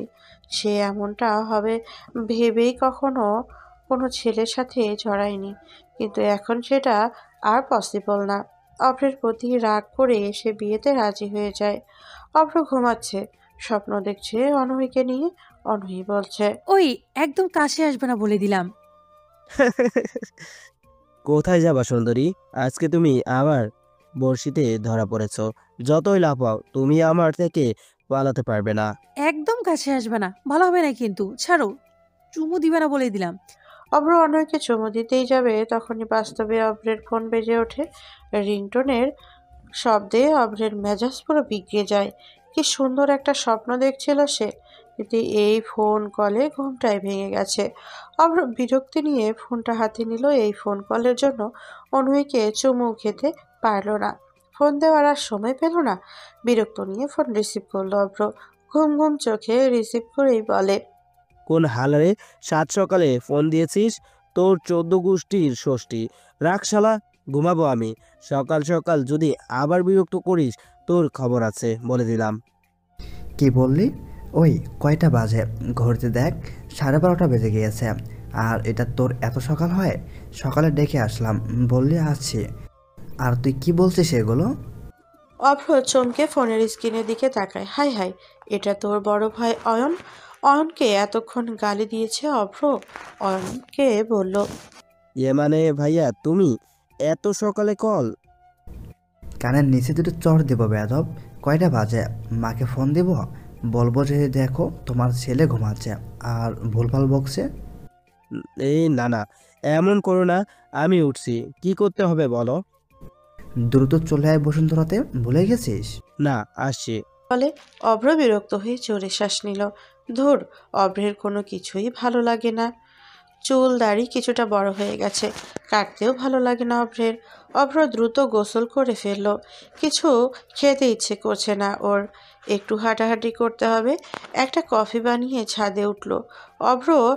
ঝিরিঝিরি বৃষ্টি পড়ছে। কফির মাগে চুমু দিতে দিতে অনুহির কথা ভাবতে থাকে। অনুহিকে দেখতে ইচ্ছে করছে বেশ, কিন্তু অনুহির সামনে ওর আর যাবে না। হঠাৎ আবার ওর ভাইয়ের ফোন। কিরে কোথায়? দুপুর হয়ে যাচ্ছে, জলদি আয়। ডিনার পার্টি না এটা, বুঝেছিস? হ্যাঁ, রেডি হচ্ছে ভাইয়া। অভ্র ফোন কেটে দিয়ে নিচে চলে আসে। ডার্ক সবুজ কালারের একটা পাঞ্জাবি পরে বাইক নিয়ে বের হলো অভ্র, কিন্তু কোথায় যাবে অভ্র জানে না। সকালে বাড়ি থেকে যখন সবাই বের হচ্ছিল তখন ভাবি বলছিল, মায়ের বান্ধবীর বাসায় যাব, তুমি জলদি এসো, সবার দাওয়াত আছে। কিন্তু অভ্র তো চিনেই না। অয়নকে ফোন দেয় অভ্র। অয়নের থেকে লোকেশন নিয়ে সেই দিকে চলে যায় বাইক চালিয়ে। প্রায় 30 মিনিট পর সেই লোকেশনে দেওয়া বাড়ির সামনে এসে থমকে এলো অভ্র। বিয়ে বাড়ি এটা, কিন্তু কোনো মিউজিক নেই, কোনো লোকজন তো আনাগোনা দেখা যাচ্ছে না। খালি ফুল দিয়ে গেট সাজানো আছে। অভ্র প্রবেশ করলো বাড়িতে। অভ্র বাড়ির ভেতরে প্রবেশ করে তো আরো অবাক হলো। এটা বিয়ে বাড়ি না মরা বাড়ি? কোনো শব্দ নেই, কারো হই হুল্লোড়ও নেই। সে হাঁটতে হাঁটতে আরো ভেতরে আসলো। মানুষজন দেখা যাচ্ছে, কিন্তু সবার চেহারায় কেমন একটা চাপা মন খারাপ লেগে আছে। অভ্র সবার মুখের দিকে তাকাচ্ছে আর পরিচিত কাউকে দেখতে পাচ্ছে না। একবার ভাবলো সে ভুল বাড়িতে হয়তো ঢুকে পড়েছে। সবাই মন খারাপ করে বসে আছে। অভ্র বুঝতে পারছে না কি হয়েছে। হঠাৎ বাড়ির এক কোনায় অয়ন ভাবি, অভ্রের মা আর বাবা আশরাফ চৌধুরী বসে আছে। অভ্র দ্রুত তাদের কাছে আসলো। সবাই বেশ গম্ভীর ভাবে বসে আছে। কি হয়েছে অভ্র আগে বোঝার চেষ্টা করে, কিন্তু কিছুই বুঝতে পারে না। তবে ওনাদের সামনে গিয়ে বলে, কি ব্যাপার, এটা বিয়ে বাড়ি না মরা বাড়ি? সবার মুখ এমন কেন হয়ে আছে? বলছি, বউ কি কবুল বলতে গিয়ে মরে গিয়েছে স্ট্রোক করে, নাকি বর আসতে গিয়ে রাস্তায় অ্যাক্সিডেন্ট করে মরছে? অভ্রের কথা শুনে ওর মা কণা বেগম রাগী চোখে তাকায়। অভ্র ভয়ে চুপ হয়ে গেল। কণা বেগম কিছু না বলেই বাসার ভিতরে চলে গেল। অভ্র আবারও বোকার মতো মানুষের মুখের দিকে তাকাচ্ছে। অয়ন আসে অভ্রের কাছে। অয়নকে বলে, ভাইয়া কি হয়েছে? কেউ মরেছে? ইস, কেন যে দুপুরে বাসা থেকে না খেয়ে বের হলাম। ভাবি কিছু রান্না করে রাখলে ভালো হতো বলো। চুপ কর বান্ধব ছেলে। শোন, বড় নাকি একটা মেয়েকে ভালোবাসত, তার সাথে পালিয়ে গেছে একটু আগে। ওহ, কি দুঃখ, সব শেষ। আমি ভেবেছিলাম ভালো মন্দ খাবো, আরামে বসে, সেটা আর হলো না। আর তোমাকে যখন ফোন করেছিলাম তখন বললেই পারতা যে বিয়ে হবে না, তাহলে আমি আসতাম না। আমাকে খালি খালি এখানে রাখলে।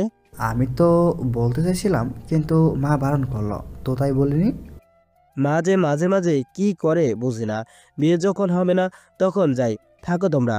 অভ্র কথাটা বলে সামনে পা বাড়ায়। ঠিক তখনই পেছন থেকে রেহানা বেগম বলে, বিয়ে হবে। অভ্র দ্রুত পেছনে ঘুরে বাড়িতে উপস্থিত থাকা মানুষজনও কণা বেগমের দিকে তাকালো। সবার থেকে বড় অভ্র কৌতূহলী হলো, প্রশ্ন করলো, বাহ, ভালো তো। যাক, বিয়েটা অন্তত খেতে পারছি। কাচ্চি যেন কম না পড়ে। মা, তা মা, বর কি ফিরে এসেছে? না, তো ওই ছেলে না আসলে তাই কি, বিয়ে তো হবেই। আর সেটা হবে আমার ছোট ছেলে অভ্রের সাথে। আমার বান্ধবীর সাথে কথা বলেছি, ভাইও সিদ্ধান্ত দিয়েছে বিয়ে হবেই এ আসরে। অভ্র তোর সাথে কনের বিয়ে। কণা বেগমের কথা শুনে অভ্র যেমন হাজার ভোল্টের শক খেলো। চোখের সামনেই অনুহীর চেহারাটাও ভেসে উঠল। অভ্র কি করবে সে? বুকের ভেতরে কেমন মোচড়াতে শুরু করেছে। গলা শুকিয়ে যাচ্ছে অভ্রের। কণা বেগমের কথা শুনে অয়ন তানিয়া আশরাফ চৌধুরী কণা বেগমের দিকে অবাক হয়ে তাকিয়ে আছে। অভ্র অনুহি ছাড়া কিভাবে বিয়ে করবে? আস্তে গলায় বলল, মা, তুমি কি বলছো? পাগল? হ্যাঁ, আমি ঠিক বলছি, পাগল হইনি। মেয়ে ভালো, আমি জানি। আমার বান্ধবীর মেয়ে অনেক লক্ষ্মী মেয়ে। আর অভ্র তো বিয়ের বয়স পার করে দিচ্ছে। বিয়ে এক্ষুনি এখানে আর এই মেয়ের সাথেই হবে। বা, আমি এই বিয়ে করব না। দেখ অভ্র, আমি তোর মা। মা কখনো সন্তানের খারাপ চায় না। মায়ের আদেশ অমান্য করবি তুই? এই বিয়ে তোকে করতে হবে, না হলে আমার বান্ধবীর পরিবারের সম্মান কোথায় যাবে? এখনই ভিআইপি গেস্টরা আসা শুরু করবে। মেয়েটাকে সবাই নানান কথা বলবে। এটা আমি বেঁচে থাকতে কখনো হতে দেব না। বিয়ে করবি নাকি আমাকে মা ডাকা বন্ধ করবি? এবার তুই ভাব। কিন্তু মা, তাই বলে তুমি আমাকেই বলির পাঠা বানাবে? মা, আমি এই বিয়ে করব না। ভাইয়া, ভাবি, আব্বা, তোমরা কিছু বলো। আমার কি এখনো বিয়ের বয়স হয়েছে? আর তাছাড়া এভাবে কখনো হয়? না, বিয়ের বয়স হয়নি তোর। তোর তো নাক টিপলে দুধ বের হয়। উফ বাবা, তুমিও মজা নিচ্ছ। ভাইয়া, ভাবি, তোমরাও কিছু বলো। এইভাবে চুপচাপ দাঁড়িয়ে কেন? বিয়ে করে নে, তাহলে আমি একটা গল্প করার সাথী পাবো। তোর ভাই তো বাড়িতে থাকে না তেমন। মা, আমি কি করব? লোক থাকলে ভালো হবে, বুঝলি? হ্যাঁ বলে দে। হ্যাঁ, করে নে। মায়ের উপরে কেউ কথা বলেনি, ভালোই হবে মেয়েটা। তোমরা সবাই হিটলার। আমার মতো পিচ্ছি পোলার লগে এটা করতে পারলা? আমি এখন কি করব? হে উপরওয়ালা, তাকে বলে দিও আমাকে জোর করে বিয়ে দেওয়া হয়েছে। কাকে রে? তা শুনে কি করবা? ঠিক আছে, এই নে, এগুলো পরে আয়, শেরওয়ানি আছে। মা, বিয়েটা কি সত্যি করতে হবে? চুপ করে এগুলো পরে আয়। আল্লাহ, কেন আসলাম আমি? অভ্র আর কথা না বলে একটা রুমে চলে যায়। কি করবে বুঝতে পারছে না। অনুইকে প্রচন্ড মিস করছে, কিন্তু হঠাৎ মনের ভিতর থেকে কে যেন বলল যে তাকে চায় না। তার জন্য কেন কষ্ট পাবি? বিয়েটা করে নে। তাই তো কত কিছুই তো করলো অভ্র। পেছনে পেছনে ঘুরছে, কত অপমান সহ্য করছে, চড়ও খেয়েছে সবার সামনে, তবু অনহির থেকে কখনো ঠিকমতো ভালো লাগার কথাও শুনতে পাইনি। ভালোবাসা তো দূরে থাক। যা হয়ে হোক বিয়ে করে ফেলি, সব কিছু মেনে নিয়ে জীবনকে পরিচালনা করতে হবে। ভালো থাকুক আনহি। বাধ্য হয়ে বিয়েটা করতে হলো অভ্রের। রাগ করে মেয়ের মুখটা অব্দি অভ্র দেখেনি, নাম অব্দিও শোনেনি সে। ওর ভার্সিটির প্রিন্সিপাল চেয়ারম্যানও ছিল, কিন্তু অভ্র যেন কোনো দিকেই আর খেয়াল করেনি। মাথা নিচু করে সারাটা সময় ছিল অভ্র। একটু আগে বউকে বাড়িতে আনা হয়েছে, দুই বাড়ির সবাই অনেক খুশি, কিন্তু একদমই খুশি না অভ্র। মনটা এখনো অনহির জন্য খারাপ হয়ে আছে। কিভাবে সামনে যাবে তার? এত এত কথা বলেছে অভ্র তাকে ভালোবাসা নিয়ে, বিশেষ করে বন্ধুদের সামনে এসে বলেছে, তাহলে বন্ধুদের কখনো তার বিয়ের কথা বলবে না, তাহলে ওর ভালোবাসার প্রতি অবিশ্বাস করতে শুরু করবে। বেশ রাত গভীর হলে অভ্র তার রুমের সামনে আসলো। কি করবে বুঝতে পারছে না। সে সিদ্ধান্ত নিয়েছে অনহির কথা তার নতুন বউকে বলে দেবে, যেন বউ তার কাছে স্বামীর অধিকার না চায়। কারণ অভ্র অন্য একজনকে ভালোবাসে। বাসর ঘরের সামনে দাঁড়িয়ে আছে এখনো, যেতে ইচ্ছে করছে না ওর। কি হতে কি হয়ে গেল? কেন যে বিয়ের বাড়িতে সে গিয়েছিল? রুমের বাইরে পায়চারি করছে অভ্র। তানিয়া ভাবি আসে সামনে।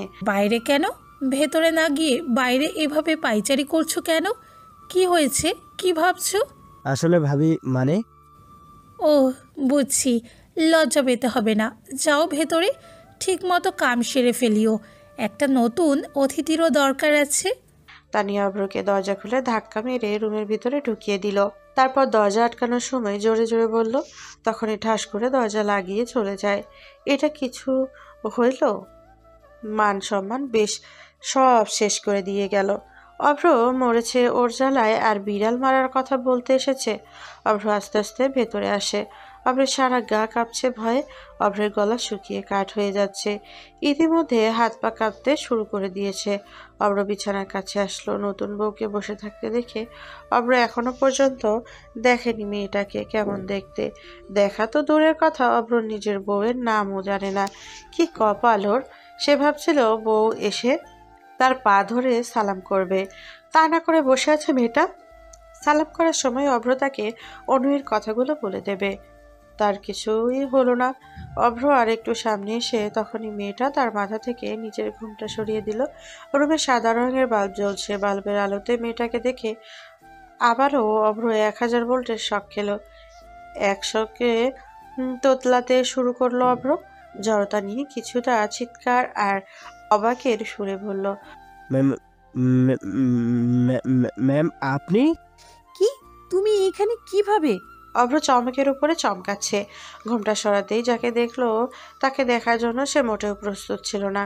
অভ্র না জেনে যাকে বিয়ে করেছে সে হলো অভ্রের ভালোবাসা অনহি ম্যাম। অভ্র দ্রুত অ্যান্সার দেয়, আমারও একই প্রশ্ন, আপনি এখানে কেন? আমার বউ কই? ফাজলামি করিস তুই, কুত্তা হারামি! কি বলেন এসব? আমি কি করলাম? সব করছিস তুই। আমি তোমাকে স্বামী হিসেবে মানতে পারবো না, কখনো পারবো না। আমার কাছে কখনো বইয়ের অধিকার নিয়ে কাছে আসার চেষ্টা করবে না বলে দিলাম। কি বলেন? কিন্তু কেন? তোমার প্রশ্নের উত্তর দিতে বাধ্য নই। স্বামীর অধিকার ফলাতে আসবে না বলে দিলাম। আর শোনো, আমাকে জলদি ডিভোর্স দিয়ে দিবা, কথাগুলো যেন মাথায় থাকে। অভ্রের মাথা যেন আকাশ ভেঙে পড়েছে। একে তো মন খারাপ ছিল, তার উপর অনুহির এমন কথাগুলো শুনে অনুহির প্রতিটা কথা এখন অভ্রের বুকে তীরের মতো লাগলো। ভাবেইনি নতুন বউয়ের মুখে এমন কথা শুনতে হবে তার। যদিও সে নিজ থেকে অনুহির কথা বলতেই যাচ্ছিল, অভ্র খুব কষ্ট হচ্ছে। এক মুহূর্তের জন্য ভেবেই নিয়েছিল ভুল করে হোক তার প্রিয় মানুষটাকে সে পেয়ে গেছে, কিন্তু এখনই পাওয়াটাই যেন ওর জন্য কাল হয়ে দাঁড়িয়েছে। অভ্র অনুহির থেকে এমন কিছু শুনবে ভাবতেই পারিনি। কিছুক্ষণের জন্য অনুহিকে দেখে মনটা খুশি হয়ে গিয়েছিল, কিন্তু অভ্র তো ভুলেই গিয়েছিল যে অনুহি তাকে পছন্দ করে না। যতই বউ হোক না কেন, যে মেয়ে কখনো পছন্দ করে না তার কাছ থেকে সবসময় অপমান অবহেলা পেতেই হবে। অভ্রের চোখ দিয়ে নোনা পানি ঝরতে শুরু করেছে, কিন্তু অনেক কষ্টে অভ্র আটকে রাখে। অনুহি চুপচাপ বসে আছে, অভ্রের দিকে তাকাচ্ছে না।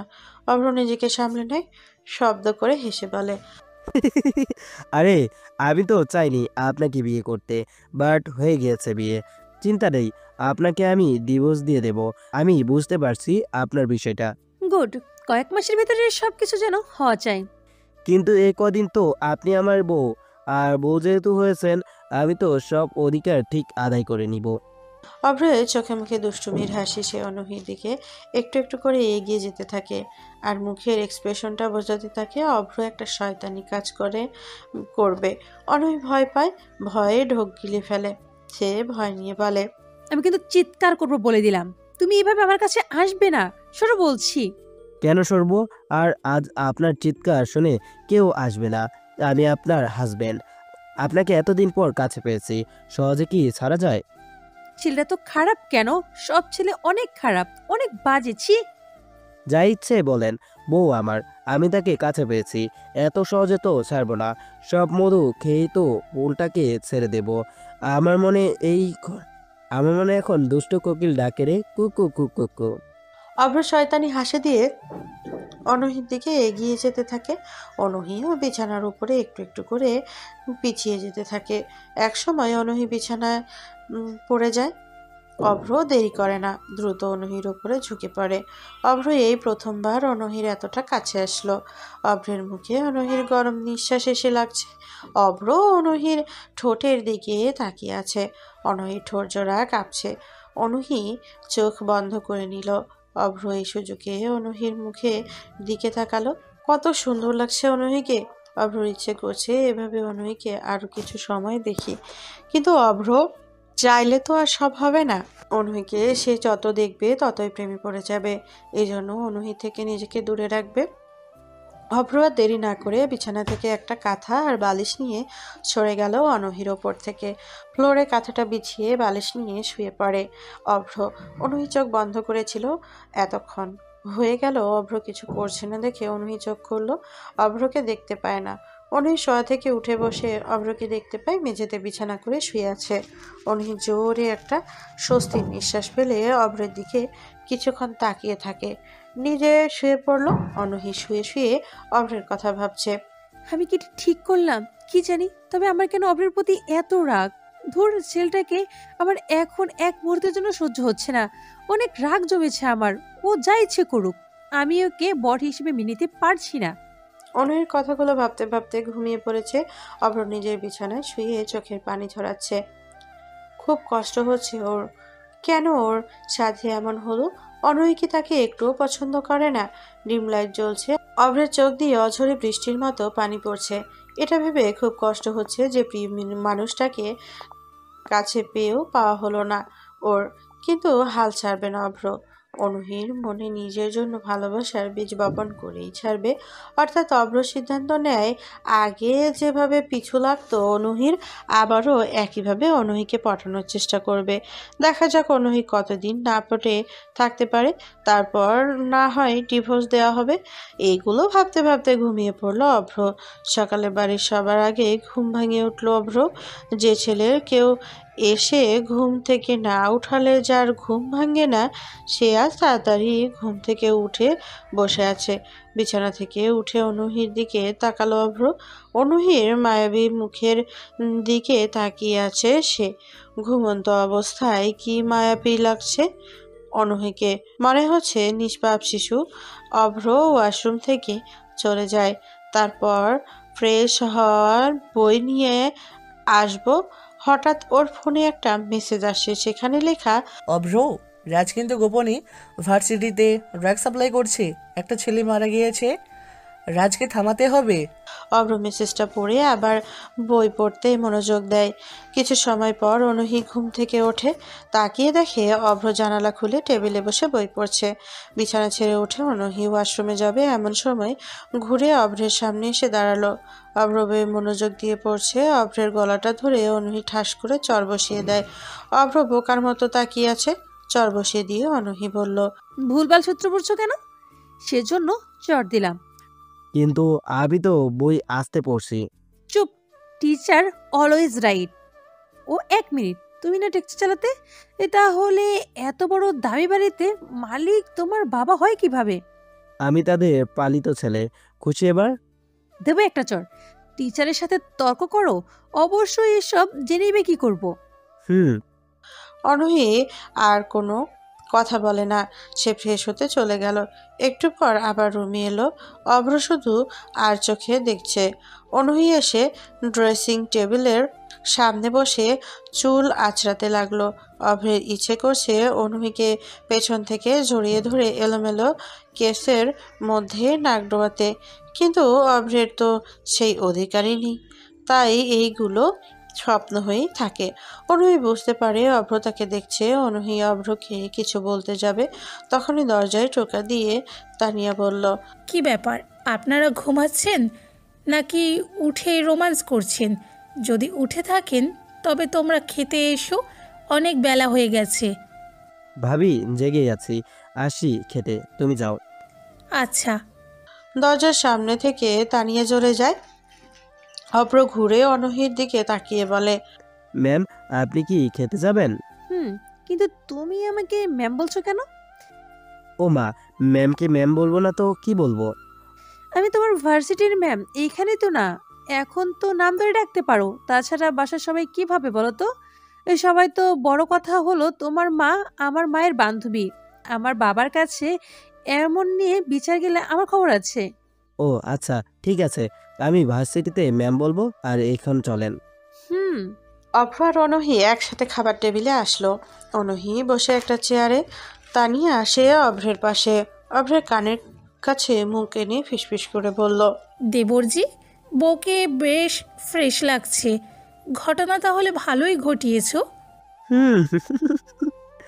ইস, লজ্জা পাচ্ছে রে। বসো বসো। অভ্র খেতে বসলো। অনূহি চুপচাপ খেয়ে নিল। খাওয়া শেষে অনূহি সবার সাথে বসে গল্প করছে। অভ্র নিজের রুমে আসে। সাদা টি শার্ট আর কালো শার্ট পরে নিয়ে চুলগুলো স্টাইল করে বাহিরের দিকে যেতে থাকে। অনূহি অভ্রের দিকে তাকিয়ে থাকে, মনে মনে বলে, বান্দরটা এত স্টাইল মেরে কই যাচ্ছে। অভ্র যেতে থাকে, তখনই পেছন থেকে আশরাফ সাহেব অভ্রকে ডাক দেয়। অভ্র, কোথায় যাওয়া হচ্ছে? এই তো বাইরে, একটু কাজ আছে, বন্ধুদের সাথে দেখা করব। কোথাও যেতে হবে না, তোমার শ্বশুর বাড়ি থেকে তোমাদের নিতে আসবে।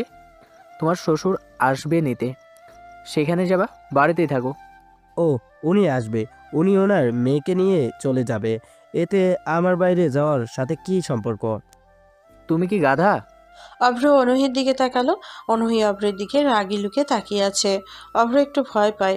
রেহানা বেগম এগিয়ে এসে বলে, আমি কাকে বিয়ে দিলাম?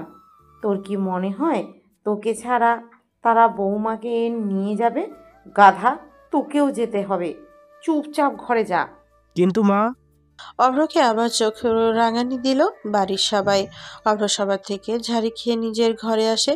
কি করবে বুঝতে পারছে না। বিছানায় বসে মেসেজ পড়তে থাকে। কয়েকদিনে অনেক মেইল এসেছে, চেক করা হয়নি।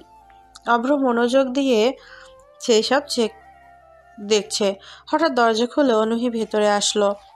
অনূহি কয়েকবার অভ্রের সামনে পায়চারি করলো, কিন্তু অভ্র অনূহির দিকে তাকালোই না। ড্রেসিং টেবিলের সামনে গিয়ে খটখট শব্দ করলো, তারপরেও অভ্র অনূহির দিকে তাকালো না। অনূহি মেজাজ যায় খারাপ হয়ে। অভ্রের সামনে আসে, হাত থেকে ফোনটা টেনে নিয়ে সোজা ফ্লোরে জোরে আছাড় মারে।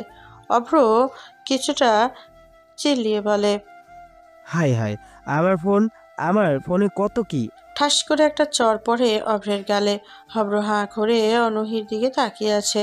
প্রচন্ড রাগ হচ্ছে অভ্রের, ইচ্ছে করছে অনূহির গালে একটা ঠাস করে চড় বসিয়ে দিতে, কিন্তু নিজেকে কন্ট্রোল করে বলল, মারলেন কেন?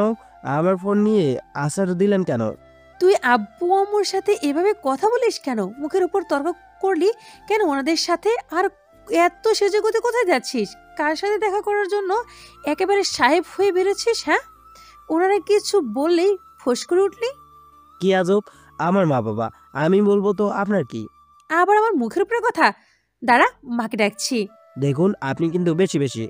অভ্র পুরো কথা শেষ করতে পারবে না। আরেকটা চর অভ্রের আরেক গালে এসে পড়ে। অভ্র রাগে দুঃখে সরে আসে অনহির সামনে থেকে। বারান্দায় এসে টবে একটা লাথি দিয়ে এগিয়ে থেমে যায়। অনহির ওপরে প্রচণ্ড মেজাজ খারাপ হচ্ছে অভ্রের। অনহি নিচে চলে আসে, সবার সাথে বসে বসে গল্প করতে থাকে। অভ্র রাগ কমানোর জন্য ওয়াশরুম থেকে এসে চোখ মুখ অনেকবার পানি ছিটালো, তারপর রুমে আসে। ফ্লোরে তাকিয়ে দেখে ফোনের অবস্থা খারাপ। অভ্রের রাগটা মূলত ফোনটার জন্যই হচ্ছে। কত ইম্পর্টেন্ট মেইল ডকুমেন্ট মেসেজ ছিল, ডিসপ্লে ফেটে গেছে। পাওয়ার বাটন চেপে ধরতেই অন হলো। নিচের দিকে কিছুটা ঠিকঠাক দেখা যাচ্ছে, কিন্তু ওপরে কিছুই দেখা যায় না। আপাতত কাজ চালানো যাবে। দুপুরের পর বাহিরে বসে আছে অভ্র। হঠাৎ একটা গাড়ি আসলো গাড়ির ভেতরে। গাড়ি থেকে নাহিদ সাহেব নামলো। অভ্রকে দেখেই অভ্রের কাছে আসলো। অভ্র সালাম দেয়।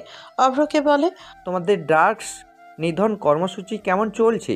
চলছে স্যার, খুব শীঘ্রই কিছু একটা হতে যাচ্ছে। সাবধানে করবে। এমপি আর এমপির ছেলে কিন্তু ভালো না, ওরা যে কোনো কিছু করতে পারে। দেখা যাবে সেটা, ভিতরে আসুন, সবাই অপেক্ষা করছে। চলো। অভ্র বারান্দায় দাঁড়িয়ে ওর বাবার সাথে অভ্রের কথা বলা দেখে। কি কথা বলছে সেইগুলো না বুঝলেও অভ্র যে তার বাবার কে আগে থেকে চেনে সেটা বোঝা যাচ্ছে।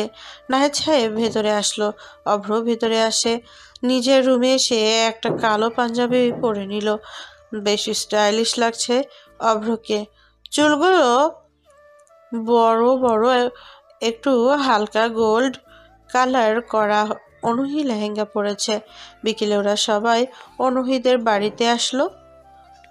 সবার সাথে কুশল বিনিময় করে বাড়ির কাজের ছেলে অভ্রকে অনুহির রুমে বসিয়ে দিয়ে চলে যায়। অভ্র একা একা অনুহির রুমে বসে আছে। কয়েক মিনিট পর রুমে কতগুলো মেয়ে এলো। অভ্র সেই দিকে তাকায়। মেয়েগুলোর ভেতর থেকে প্রয়োজন বলল, কেমন আছেন দুলা ভাই? অভ্রকে দুলাভাই বলছে, তার মানে এগুলো অভ্রের শালিকা। অভ্র বলে, ভালোই। আপনারা? দুলা ভাই, আমরা আপনার ছোট, তো আমাদের তুমি করে বলবেন। ও, আমার নাম নীলা। ও, আমি আপনার একমাত্র শালিকা। এই দুইটা আমার চাচাতো বোন মিমা তানহা। আর আপনার নাম তো অভ্র আহমেদ, তাই না? সব তো জানো দেখছি। তা আমাদের আপুকে কেমন লাগলো? হ্যাঁ। খালি আপু নিয়ে পড়ে থাকলে হবে না, আমাদের সাথেও থাকতে হবে, ঘুরতে হবে, ফুচকা খাওয়াতে হবে। আচ্ছা, তোমরা বললে সব হবে। নীলারা আর অভ্র চারজনে বেয়ে শেষে শেষে মজা করে আড্ডা দিতে দিতে কথা বলছে। হঠাৎ সেখানে অনুহি চলে আসে। নীলা সেই সময় অভ্রের চুলে হাত দিয়ে কিছু একটা সরাচ্ছিল। অনুহি সামনে এসে দাঁড়িয়ে দেখতে পায় এটা। রাগী লোকে তাকিয়ে নীলাকে বলে, এখানে কি করছিস? দুলা ভাইয়ের সাথে গল্প করি। বেরিয়ে যা, যা তোদেরকে নিচে ডাকছে। অনুহি ঝাড়ি খেয়ে সব কটি উধাও। অনুহিকে দেখে এবারে এরাও সবাই ভয় পায়। ওরা চলে যেতে অনুহি দরজা আটকে দেয়। তারপর অভ্রের সামনে এসে বলে, ওদের সাথে এসব কি? খুব ভালো লাগে, হ্যাঁ? অনেক মজা অন্য মেয়ের স্পর্শ নিতে। আমি তো কিছু জানি না। ওদের সাথে যেন বেশি কথা বলবে না। ওরা আমার শালিকা হয়, আর ওদের সাথে কথা বললে তো আপনার সমস্যা হওয়ার কথা নয়। ওরা অনেক ভালোভাবে কথা বলে। অনুহি রেগে যায়, অভ্রের দিকে এগিয়ে আসতে থাকে। তখনই দরজার ওপাশ থেকে নীলা বলল, আপু, আমু পিঠা বানিয়েছে, তোমাদের খেতে ডাকছে। যা, আসছি। অনুহি আর কিছু বলল না, সে নিচে চলে গেল। অভ্র আসে, কয়েকটা পিঠা খেয়ে সবার সাথে কিছুক্ষণ কথা বলে চলে আসে। ভাঙা ফোনটা নিয়ে ছাদে চলে আসে অভ্র। ছাদের এক কোনায় এসে দাঁড়িয়ে দাঁড়িয়ে আকাশ দেখছে। তখন ওর ফোন বেজে উঠল। পকেট থেকে মোবাইলটা বের করে, কিন্তু কে ফোন করেছে সেটাও জানে না। অভ্র ফোনটা রিসিভ করতে যাচ্ছে, কিন্তু রিসিভ হচ্ছে না। ফোনের টাচে কাজই করছে না। প্রথমবার কেটে গেল। দ্বিতীয়বার অনেক চেষ্টা করার পর কল রিসিভ হয়।